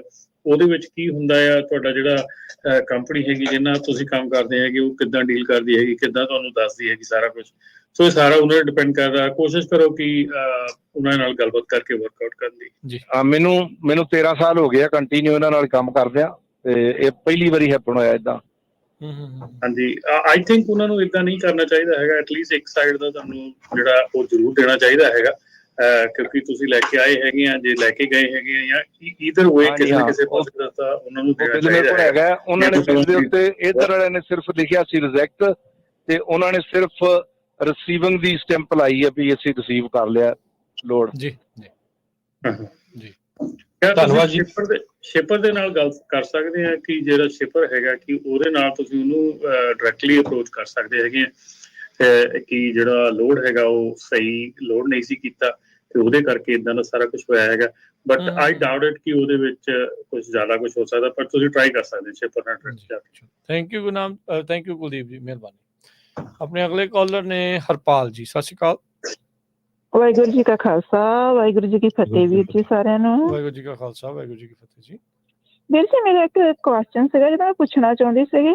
ਜਿੱਦਾਂ ਟਰੱਕਿੰਗ ਦੇ ਨਾਲ ਜਿੱਦਾਂ ਕੁਛ ਮਹੀਨੇ ਹੋਏ ਮੈਂ ਇੱਕ ਤੁਹਾਡਾ ਸੁਣਿਆ ਸੀ, ਲਿੰਕ ਸਾਂਭਿਆ ਸੀ, ਪਰ ਮੈਨੂੰ ਹੁਣ ਯਾਦ ਨਹੀਂ।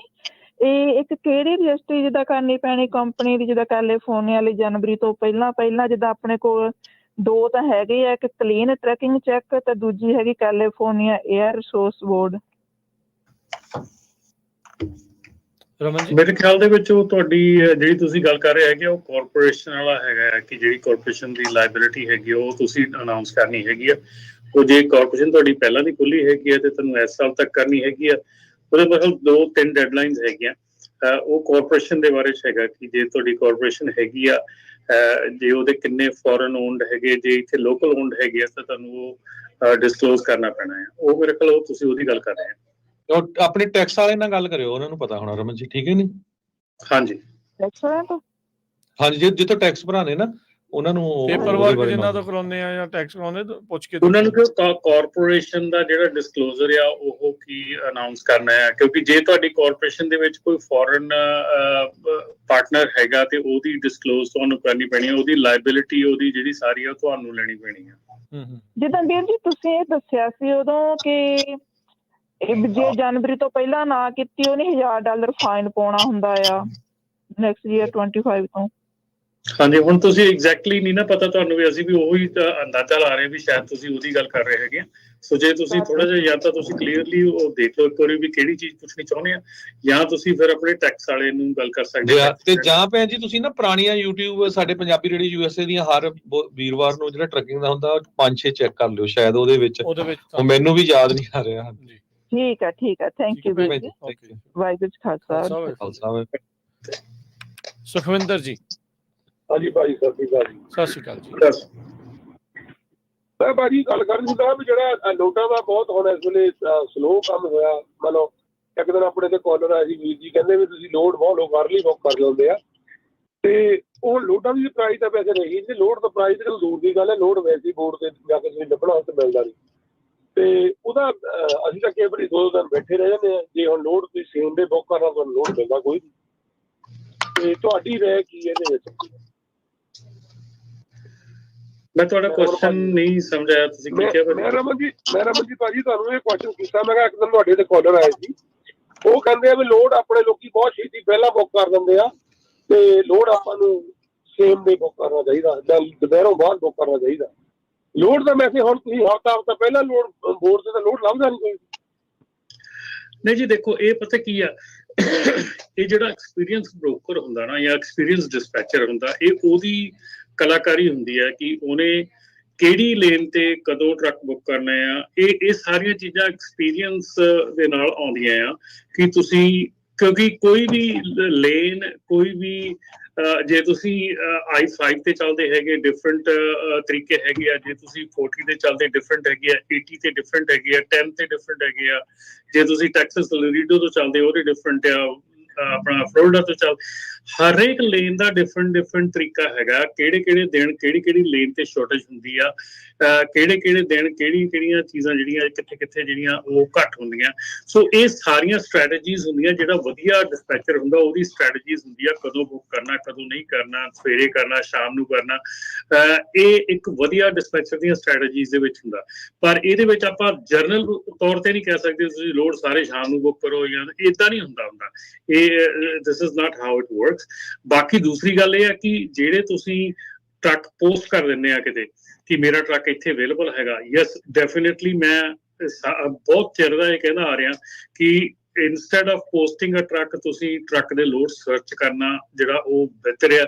ਜਦੋਂ ਤੁਸੀਂ ਪੋਸਟ ਕਰ ਦਿੰਦੇ ਆ ਕਿਤੇ ਟਰੱਕ, ਉਹ ਟਰੱਕ ਦੀ ਅਵੇਲੇਬਿਲਿਟੀ ਉਸ ਲੇਨ ਤੇ ਬ੍ਰੋਕਰ ਨੂੰ ਸ਼ੋ ਹੁੰਦੀ ਆ ਕਿ ਇੱਥੇ 500 ਟਰੱਕ ਪੋਸਟ ਹੋਇਆ। ਤੇ ਜਦੋਂ ਬ੍ਰੋਕਰ ਦੇਖਦਾ ਕਿ ਉੱਥੇ 100 ਹੀ ਲੋਡ ਆ ਤੇ 500 ਟਰੱਕ ਆ, ਆਬਵੀਅਸਲੀ ਸਾਰੇ 100 ਲੋਡਾਂ ਦੇ ਰੇਟ ਥੱਲੇ ਗਿਰ ਜਾਣੇ ਆ। ਜੇ ਉੱਥੇ ਕੋਈ ਵੀ ਟਰੱਕ ਪੋਸਟ ਨਹੀਂ ਹੈਗਾ ਤੇ ਬ੍ਰੋਕਰ ਦੇ ਲਈ ਉੱਥੇ ਟਰੱਕ ਦੀ ਅਵੇਲੇਬਿਲਿਟੀ ਨਹੀਂ ਹੈਗੀ, ਸੋ ਉਹ 100 ਲੋਡਾਂ ਦੇ ਰੇਟ ਜਿਹੜੇ ਵੱਧ ਜਾਣੇ ਆ ਕਿਉਂਕਿ ਉਹਨੂੰ ਕੋਈ ਟਰੱਕ ਨਹੀਂ ਦੇ ਸਕਦਾ ਹੈਗਾ। ਸੋ ਇਸ ਕਰਕੇ ਮੈਂ ਇਸ ਚੀਜ਼ ਤੇ ਬਿਲਕੁਲ ਜ਼ੋਰ ਦਿੰਦਾ ਹੁੰਦਾ ਕਿ ਟਰੱਕ ਪੋਸਟ ਨਾ ਕਰੋ, ਕਿਉਂਕਿ ਟਰੱਕ ਪੋਸਟ ਆਪਾਂ ਉਦੋਂ ਕਰਦੇ ਆ ਕਿ ਕਨਵੀਨੀਅੰਸ ਲਈ ਵੀ ਚੱਲ ਮੈਨੂੰ ਲੋਡ ਦੇਖਣੇ ਨਾ ਪੈਣਗੇ, ਆਪੇ ਮੈਨੂੰ ਆ ਜੂਗੀ ਈਮੇਲ ਆ ਜੂਗੀ ਟਰੱਕ ਵਾਲੇ ਦੀ ਕੋਲ। ਪਰ ਭਾਜੀ ਹੁਣ ਜਿਹੜਾ ਤੁਸੀਂ ਕਿਸੇ ਲੈਣ ਦੀ ਗੱਲ ਛੱਡੋ, ਹੁਣ ਤਾਂ ਕਿਸੇ ਪਾਸੇ ਨੂੰ ਵੀ ਲੋੜ ਹੈ ਨਹੀਂ, ਸੱਜੇ ਖੱਬੇ ਜਿੱਧਰੋਂ ਮਰਜ਼ੀ ਦੇਖ ਲਓ। ਭਾਜੀ ਇਹ ਤਾਂ ਅੱਜ ਦੀ ਸਿਚੁਏਸ਼ਨ ਹੈ ਨਾ, ਮੈਂ ਓਵਰਆਲ ਗੱਲ ਕਰ ਰਿਹਾ ਹੈਗਾ। ਵੈਸੇ ਮੇਰਾ ਮਤਲਬ ਕਹਿਣ ਦਾ ਭਾਵੇਂ ਕਿਉਂਕਿ ਮੈਨੂੰ ਵੀ ਆਲਰੇਡੀ 24 ਸਾਲ ਹੋ ਗਏ ਟਰੈਕਿੰਗ ਦੇ ਵਿੱਚ। ਮੈਂ ਜਾਣ ਕੇ ਮੈਂ ਤਾਂ ਦੇਖਦਾ ਨਵੇਂ ਕਾਲਰ ਜਾਂ ਕਾਲ ਕਰਦੇ ਨਾ, ਤੇ ਹੁਣ ਜਦੋਂ ਭੈਣ ਜੀ ਨਹੀਂ ਆਏ ਆ, ਜਦੋਂ ਟਰੈਕਿੰਗ ਆ ਗਏ ਪਤਾ ਇਹਨਾਂ ਨੂੰ ਕੁਝ ਵੀ ਨਹੀਂ ਹੈਗਾ, ਪੁੱਛਦੇ ਬਾਹਰੋਂ ਜਮਾ ਹੀ ਨਹੀਂ ਪਤਾ। ਜਾਂ ਤੁਸੀਂ ਉਸ ਲਾਈਨ ਦੇ ਵਿੱਚ ਜਦੋਂ ਗਏ ਆ ਤੁਹਾਨੂੰ ਨੌਲੇਜ ਹੋਣੀ ਚਾਹੀਦੀ ਹੈ। ਜ਼ਿਆਦਾ ਜਾਣੀ ਕਿ ਆਪਣੇ 40 ਤੋਂ 50% ਜਿਹੜੇ ਨਾ ਨਵੇਂ ਮੁੰਡੇ ਆਏ ਜਾਂ ਨਵੀਂ ਜਨਰੇਸ਼ਨ ਆਈ ਆ, ਸਾਨੂੰ ਗੁੱਸਾ ਕਿਸੇ ਨਾਲ ਨਹੀਂ, ਵਿਦਾਊਟ ਸਿੱਖੇ ਵਿਦਾਊਟ ਕਿਸੇ ਗੱਲ ਤੋਂ ਪਤਾ ਐਂਟਰੀ ਮਾਰਦੀ ਆ। ਹੁਣ ਬਾਹਰ ਤੁਹਾਨੂੰ ਗੋਰੇ ਜਾਂ ਬ੍ਰੋਕਰ ਉਹ ਵੀ ਛੇੜਦੇ ਮਜ਼ਾਕ ਕਰਦੇ ਆ। ਤਾਂ ਸਭ ਤੋਂ ਵੱਧ ਤੁਹਾਡੀ ਕਮਿਊਨਿਟੀ ਜਿਹੜੀ ਸਸਤਾ ਕੰਮ ਕਰ ਰਹੀ ਆ, ਸਭ ਤੋਂ ਵੱਧ। ਜੇ ਅਸੀਂ ਮਤਲਬ ਇੱਕ ਬੰਦਾ ਲੋਡ ਟਰਕਾ ਕੇ ਚੁੱਕਦਾ ਵੀ ਆ, ਉਹ ਤੁਹਾਡਾ ਫੋਨ ਹੈਂਗਾ ਕਰ ਜਾਂਦੇ ਆ, ਉਹ ਕਹਿੰਦੇ ਭਾਈ ਤੇਰੇ ਮਗਰ 10 ਬੰਦੇ ਹੋਰ ਲੈ ਜਾਂਦੇ।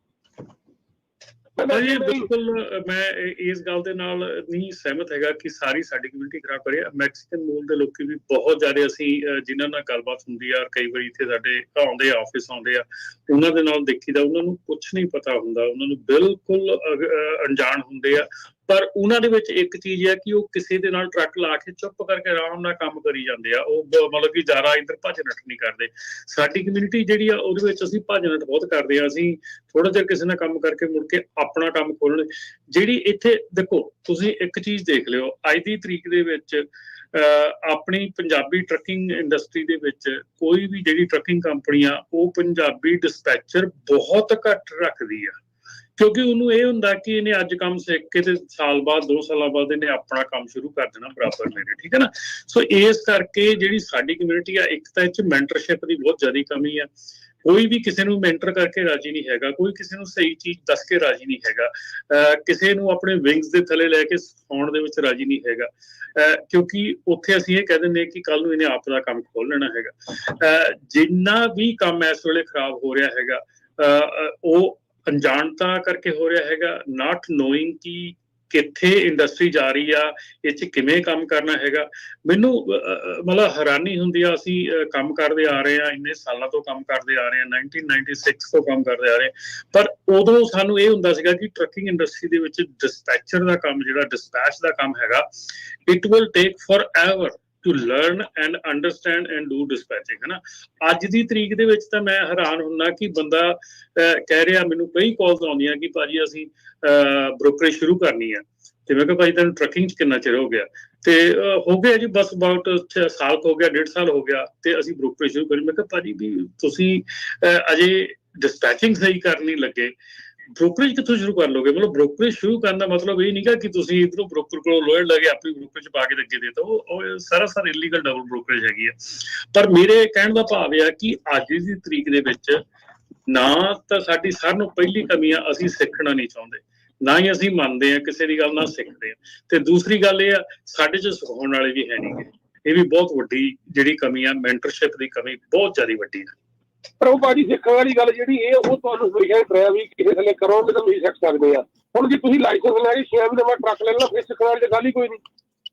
ਮੈਂ ਉਹੀ ਕਹਿ ਰਿਹਾ ਨਾ ਭਾਜੀ ਕਿ ਸਿੱਖਣ ਨੂੰ ਕੋਈ ਰੈਡੀ ਨਹੀਂ ਹੈਗਾ। ਅਸੀਂ ਅੱਗੇ 2 ਸਾਲ ਤੋਂ ਪਹਿਲਾਂ ਤਾਂ ਤੁਸੀਂ ਮੇਰੇ ਖਿਆਲ ਦੇ ਵਿੱਚ ਜਿਹੜਾ ਸਿੰਗਲ ਡਰਾਈਵਰ ਸੀਗਾ 2 ਸਾਲ ਤੋਂ ਪਹਿਲਾਂ ਤਾਂ ਤੁਹਾਨੂੰ ਸਿੰਗਲ ਟਰੱਕ ਨਹੀਂ ਸੀ ਮਿਲਦਾ ਹੁੰਦਾ।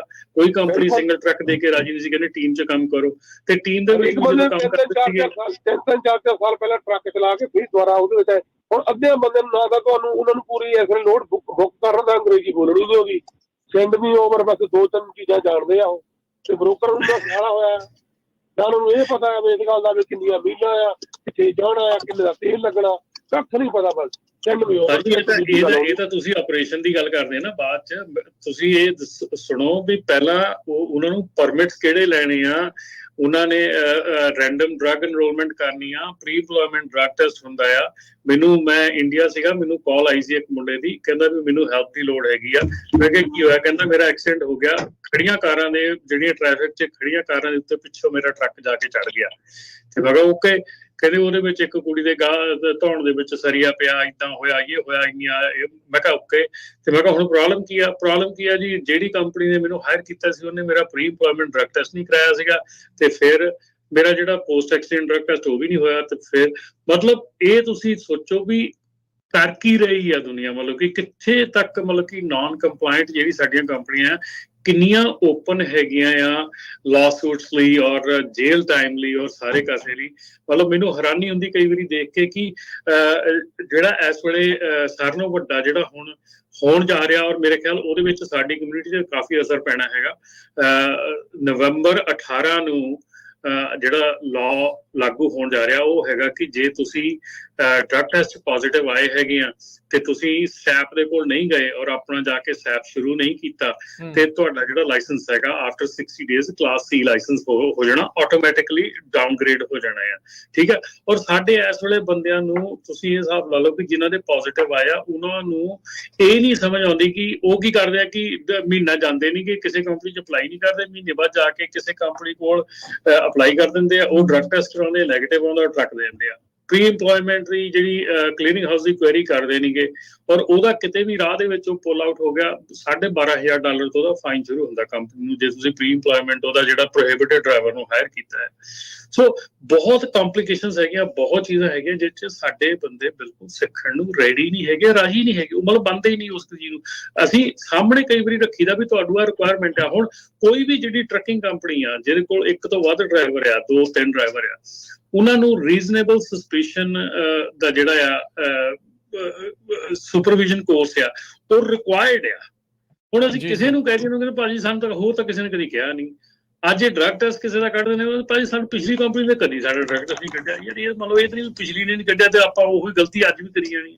ਸੋ ਇਹ ਚੀਜ਼ਾਂ ਜਿਹੜੀਆਂ ਨਾ, ਇਹ ਚੀਜ਼ਾਂ ਬਹੁਤ ਹੀ ਮਾਇਨੇ ਰਖਾਉਂਦੀਆਂ ਕਿ ਜਿਹੜੀ ਐਜੂਕੇਸ਼ਨ ਆ ਉਹ ਲੈਣ ਵਾਲਾ ਵੀ ਰੈਡੀ ਹੋਵੇ ਤੇ ਐਜੂਕੇਸ਼ਨ ਦੇਣ ਵਾਲਾ ਵੀ ਰੈਡੀ ਹੋਵੇ। ਸਾਡੀ ਟਰਸਟ ਦੀ ਇਹ ਆ, ਨਾ ਤਾਂ ਲੈਣ ਵਾਲਾ ਰੈਡੀ ਆ ਤੇ ਨਾ ਹੀ ਸਾਡੇ ਕੋਲ ਦੇਣ ਵਾਲੇ ਹੈਗੇ ਕਾਫੀ। ਜੀ ਥੈਂਕ ਯੂ ਜੀ, ਮਿਹਰਬਾਨੀ ਇਹਨਾਂ ਦੀ ਜਿਹੜੀ ਉਹ ਕਾਲ ਦੇ ਲਈ। ਤੇ ਹਰਜੋਤ ਜੀ ਆਪਣੇ ਨਾਲ ਹੁਣ ਜਕਾਰਾ ਮੂਵਮੈਂਟ ਤੋਂ ਨੈਨਦੀਪ ਸਿੰਘ ਵੀ ਜੁੜੇ ਆ, ਜਿਹੜੀ ਆਪਾਂ ਕੱਲ ਵੀ ਰਿਪੋਰਟ ਕੀਤੀ ਸੀ, ਉਹਨਾਂ ਦੇ ਵਿੱਚ ਵੀ ਉਸਦਾ ਦਾ ਨਜ਼ਰ ਨਾਮ ਜਿਹੜਾ ਉਹ ਆਇਆ ਸੀਗਾ। ਤੇ ਓਵਰਆਲ ਇੱਕ ਨਾਲ ਜਿਹੜਾ ਜਕਾਰਾ ਮੂਵਮੈਂਟ ਦੇ ਦੁਆਰਾ 350 ਮੀਲ ਨਿਰਭਉ ਤੇ ਨਿਆਂ ਮਾਰਚ ਜਿਹੜੀ ਉਹ ਚਾਲੂ ਕੀਤੀ ਜਾਣੀ ਹੈ, ਸ਼ੁਰੂ ਹੋਣੀ ਆ 9 ਅਕਤੂਬਰ ਨੂੰ, ਉਸ ਬਾਰੇ ਵੀ ਗੱਲ ਕਰਨਗੇ। ਸੋ ਆਪਣੇ ਨਾਲ ਜੁੜੇ ਆਪਾਂ ਉਹਨਾਂ ਨਾਲ ਗੱਲ ਕਰਦੇ ਹਾਂ। ਹਾਂਜੀ ਨੈਨਦੀਪ ਸਿੰਘ ਜੀ, ਜੀ ਆਇਆਂ ਨੂੰ ਸਵਾਗਤ ਹੈ। ਵਾਹਿਗੁਰੂ ਜੀ ਕਾ ਖਾਲਸਾ, ਵਾਹਿਗੁਰੂ ਜੀ ਕੀ ਫਤਿਹ। ਵਾਹਿਗੁਰੂ ਜੀ ਕੀ ਫਤਿਹ। ਸੋ ਸਭ ਤੋਂ ਪਹਿਲਾਂ Naindeep Singh, what are your initial thoughts, ਜਿਹੜੀ ਕੱਲ ਜਿਹੜੀ ਸੈਕਰਾਮੈਂਟੋ ਵੀ ਦੀ ਜਿਹੜੀ ਰਿਪੋਰਟ ਆਈ ਹੈ ਵੀ ਕਿਸ ਤਰੀਕੇ ਦੇ ਨਾਲ ਜਿਹੜੇ ਇੱਥੇ ਇੱਕ ਜਿਹੜੀ ਹਿੰਦੂ ਆਰਗੇਨਾਈਜੇਸ਼ਨ ਜਾ ਕੇ ਸਿੱਖਾਂ ਦੇ ਗੁਰੂ ਘਰਾਂ ਨੂੰ, ਉਹਨਾਂ ਨੇ ਤੁਹਾਡਾ ਵੀ ਨਾਮ ਲਿਆ, ਤੁਹਾਡੀ ਜਿਹੜੀ ਆਰਗੇਨਾਈਜੇਸ਼ਨ ਉਸ ਦੇ ਬਾਰੇ ਵੀ ਨਾਮ ਜਿਹੜਾ ਉਹ ਲਿਆ ਆ, ਵੀ ਇਸ ਤਰੀਕੇ ਦੇ ਨਾਲ ਐਕਸਟ੍ਰੀਮਿਜ਼ਮ ਜਿਹੜਾ ਉਹ ਫੈਲਾ ਰਿਹਾ। ਕੀ ਤੁਹਾਡੇ ਇਨੀਸ਼ੀਅਲ ਥਾਟਸ ਹੈ ਇਸ ਦੇ ਉੱਤੇ?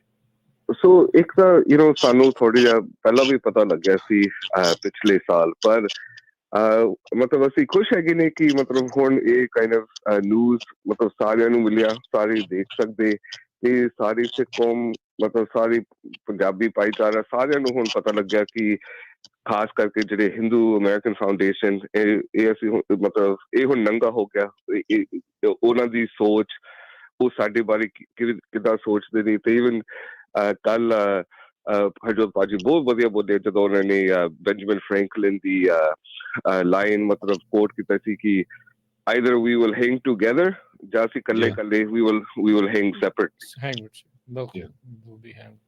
So ਜੀ ਬਿਲਕੁਲ ਸੋ ਹਜੇ ਤੱਕ ਆਪਾਂ ਸਵੇਰੇ ਵੀ ਥੋੜੀ ਗੱਲਬਾਤ ਕੀਤੀ ਆ ਫਰੀਮਾਉਂਟ ਬੇ ਏਰੀਏ ਦੀਆਂ ਗੁਰੂ ਘਰਾਂ ਦੀਆਂ ਕਮੇਟੀਆਂ ਜਾਂ ਕੋਈ ਹਜੇ ਬੋਲਿਆ ਨਹੀਂ। ਤੁਹਾਡੇ ਫ੍ਰਿਜ਼ਨੋ ਦੇ ਵਿੱਚ ਵੀ 13-14 ਗੁਰੂ ਘਰਾਂ ਦੀ ਗੁਰਦੁਆਰਾ ਸਾਹਿਬ ਕੌਂਸਲ ਹੈਗੀ ਆ।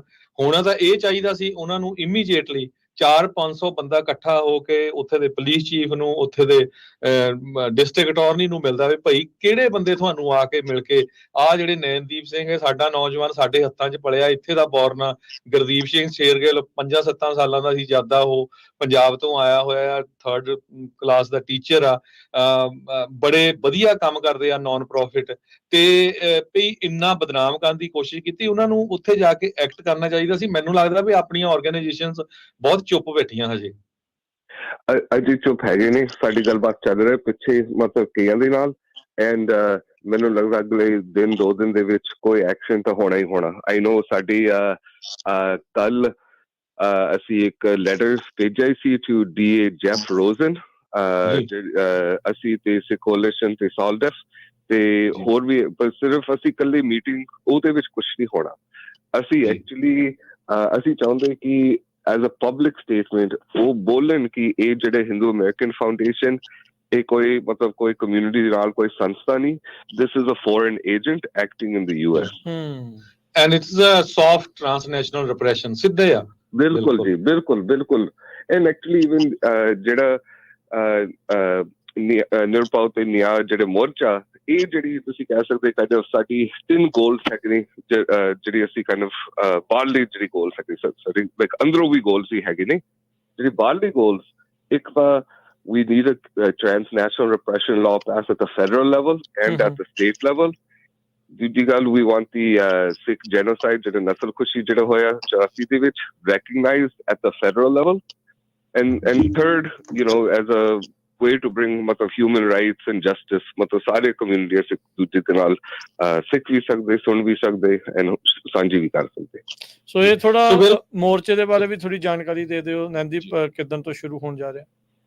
ਸੋ ਅਸੀਂ ਸ਼ੁਰੂ ਕਰਾਂਗੇ ਅਗਲੇ ਹਫਤੇ ਵੈਨਸਡੇ ਬੁੱਧਵਾਰ ਸਵੇਰੇ 9 ਵਜੇ ਅਰਦਾਸ ਹੋਣੀ ਆ। ਸੋ ਕਿਰਪਾ ਕਰਕੇ ਖਾਸ ਕਰਕੇ ਜਿਹੜੀ ਬੇਕਰਸਫੀਲਡ ਦੀ ਸੰਗਤ, ਪਰ ਕੋਈ ਵੀ ਸੰਗਤ ਜੇ ਤੁਸੀਂ ਇੱਕ ਦਿਨ ਦੇ ਆ ਸਕਦੇ ਹੋ 9 ਵਜੇ ਸਵੇਰੇ ਐਟ 8th Street ਗੁਰਦੁਆਰਾ ਜਿਹੜੇ ਗੁਰੂ ਨਾਨਕ ਸਿੱਖ ਮਿਸ਼ਨ, ਬਿਲਕੁਲ ਹਾਈਵੇ ਦੇ ਬਿਲਕੁਲ ਸਾਊਥ ਆਫ ਬੇਕਰਸਫੀਲਡ ਆਫਟਰ 99।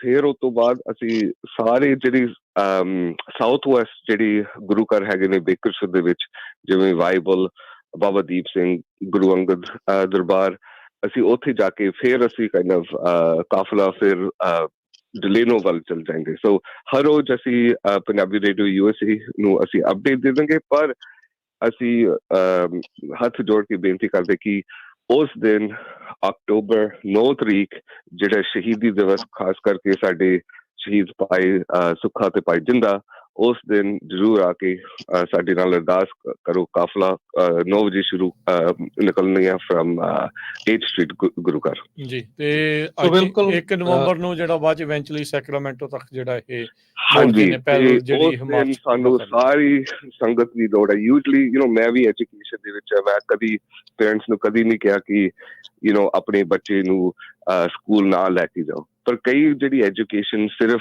ਕਿਤਾਬਾਂ ਦੇ ਵਿੱਚ ਨਹੀਂ ਹੁੰਦੀ ਹੈ। ਕਈ ਜਿਹੜੀ ਤੁਹਾਡੀ ਕੌਮੀ, ਤੁਹਾਡੀ ਸੰਗਤੀ, ਤੁਹਾਡੀ ਸਿਆਸੀ ਕਈ ਚੀਜ਼ਾਂ, ਇਹ ਐਜੂਕੇਸ਼ਨ ਵੀ ਬਹੁਤ ਜ਼ਰੂਰੀ ਹੈ। ਸੋ ਇਹ ਵੀ ਮੇਰੀ ਬੇਨਤੀ ਹੈ ਕਿ ਉਸ ਦਿਨ ਜਿਹੜੇ ਸ਼ੁੱਕਰਵਾਰ ਆਪਣੀਆਂ ਫੈਮਲੀਆਂ ਨੂੰ ਲੈ ਕੇ ਆਓ, ਸਿਰਫ ਇਕੱਲੇ ਨਾ ਆ ਜਿਓ, ਪਰ ਮਤਲਬ ਜਿਹੜੀ ਤੁਹਾਡੀ ਨੀਸਿਸ, ਨੈਫਿਊਜ਼, ਮਤਲਬ ਵਾਈਫ, ਮਮ, ਡੈਡ, ਸਾਰੇ ਬੀਬੀ, ਬਾਪੂ, ਸਾਰੇ ਕਿਰਪਾ ਕਰਕੇ ਉੱਥੇ ਪਹੁੰਚ ਜਾਓ। ਜੀ ਥੈਂਕ ਯੂ ਨੈਨਦੀਪ, ਥੈਂਕ ਯੂ, ਬੜੀ ਧੰਨਵਾਦ ਜੀ, ਬਹੁਤ ਬਹੁਤ ਧੰਨਵਾਦ। ਹਾਂਜੀ, ਬਹੁਤ ਬਹੁਤ ਧੰਨਵਾਦ ਜੀ। ਸੋ ਜਿੱਦਾਂ ਇਹਨਾਂ ਨੇ ਦੱਸਿਆ ਵੀ ਬਿਹਾਈਂਡ ਦਾ ਸੀਨ ਜਿਹੜੀ ਇਹ ਚਰਚਾ ਚੱਲ ਰਹੀ ਆ ਜੈਫ ਰੋਜ਼ਨ ਹੋਣਾ ਤੋਂ, ਇਹ ਚਾਹੁੰਦੇ ਨੇ ਵੀ ਡਿਸਟ੍ਰਿਕਟ ਅਟਾਰਨੀਜ਼ ਤੋਂ ਵੀ ਇਸ ਜਿਹੜੀ ਫੋਰਨ ਏਜੰਟ ਇੱਕ ਜਿਹੜੀ ਐਸੋਸੀਏਸ਼ਨ ਆ ਉਸ ਦੇ ਉਲਟ ਜਿਹੜਾ ਉਹ ਹੋਵੇ ਵੀ ਉਹ ਇਸ ਟਾਈਮ ਅਮੈਰੀਕਨਸ ਨੂੰ ਹੀ ਬਦਨਾਮ ਕਰ ਰਹੀ ਆ ਅਮਰੀਕਾ 'ਚ ਜਿਹੜਾ ਉਹ ਬੈਠ ਕੇ।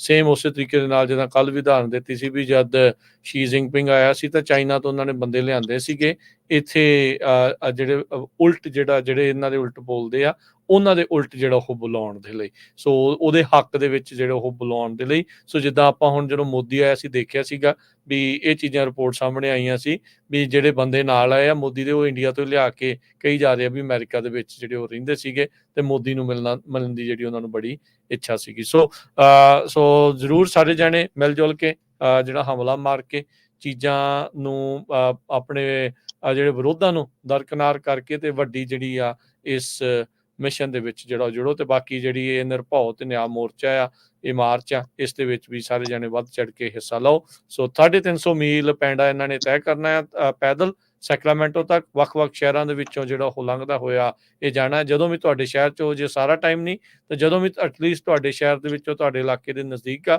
ਤਾਂ ਤੁਸੀਂ ਇਸ ਦੇ ਵਿੱਚ ਜ਼ਰੂਰ ਯੋਗਦਾਨ ਜ਼ਰੂਰ ਪਾਇਓ। ਥੈਂਕ ਯੂ ਰਮਨ ਜੀ, ਬੜੀ ਮਿਹਰਬਾਨੀ। ਸਮਾਂ ਵੀ ਆਪਣੇ ਜਿਹੜਾ ਅੱਜ ਦੇ ਪ੍ਰੋਗਰਾਮ ਦਾ ਸਮਾਪਤ ਹੈ ਤੇ ਮਾਫੀ ਚਾਹੁੰਦੇ ਉਹਨਾਂ ਸਰੋਤਿਆਂ ਤੋਂ ਜਿਨ੍ਹਾਂ ਦੀ ਕਾਲ ਜਿਹੜੀਆਂ ਨਹੀਂ ਲੈ ਸਕੇ। ਅਗਲੀ ਵਾਰ ਜਿਹੜੀ ਆਪਾਂ ਫੇਰ ਆਪਾਂ ਗੱਲਬਾਤ ਕਰਾਂਗੇ। ਸ਼ੁਕਰੀਆ ਰਮਨ ਜੀ, ਮਿਹਰਬਾਨੀ ਜੀ, ਧੰਨਵਾਦ, ਸਤਿ ਸ਼੍ਰੀ ਅਕਾਲ। ਸੋ ਇੱਥੇ ਹੀ ਸਰੋਤਿਆਂ ਤੋਂ ਇਜਾਜ਼ਤ ਲੈਂਦੇ ਹਾਂ। ਮੇਰੇ ਹਰਜੋਤ ਸਿੰਘ ਵੱਲੋਂ, ਮੇਰੇ ਰਾਜਕਨਵੀਰ ਸਿੰਘ ਵੱਲੋਂ ਤੁਹਾਨੂੰ ਸਭ ਨੂੰ ਤੁਹਾਨੂੰ ਸਾਰਿਆਂ ਨੂੰ ਬਹੁਤ ਹੀ ਪਿਆਰ ਤੇ ਸਤਿਕਾਰ ਭਰੀ ਸਤਿ ਸ਼੍ਰੀ ਅਕਾਲ। ਸੁਣਦੇ ਰਹੋ, ਦੇਖਦੇ ਰਹੋ ਪੰਜਾਬੀ ਰੇਡੀਓ USA।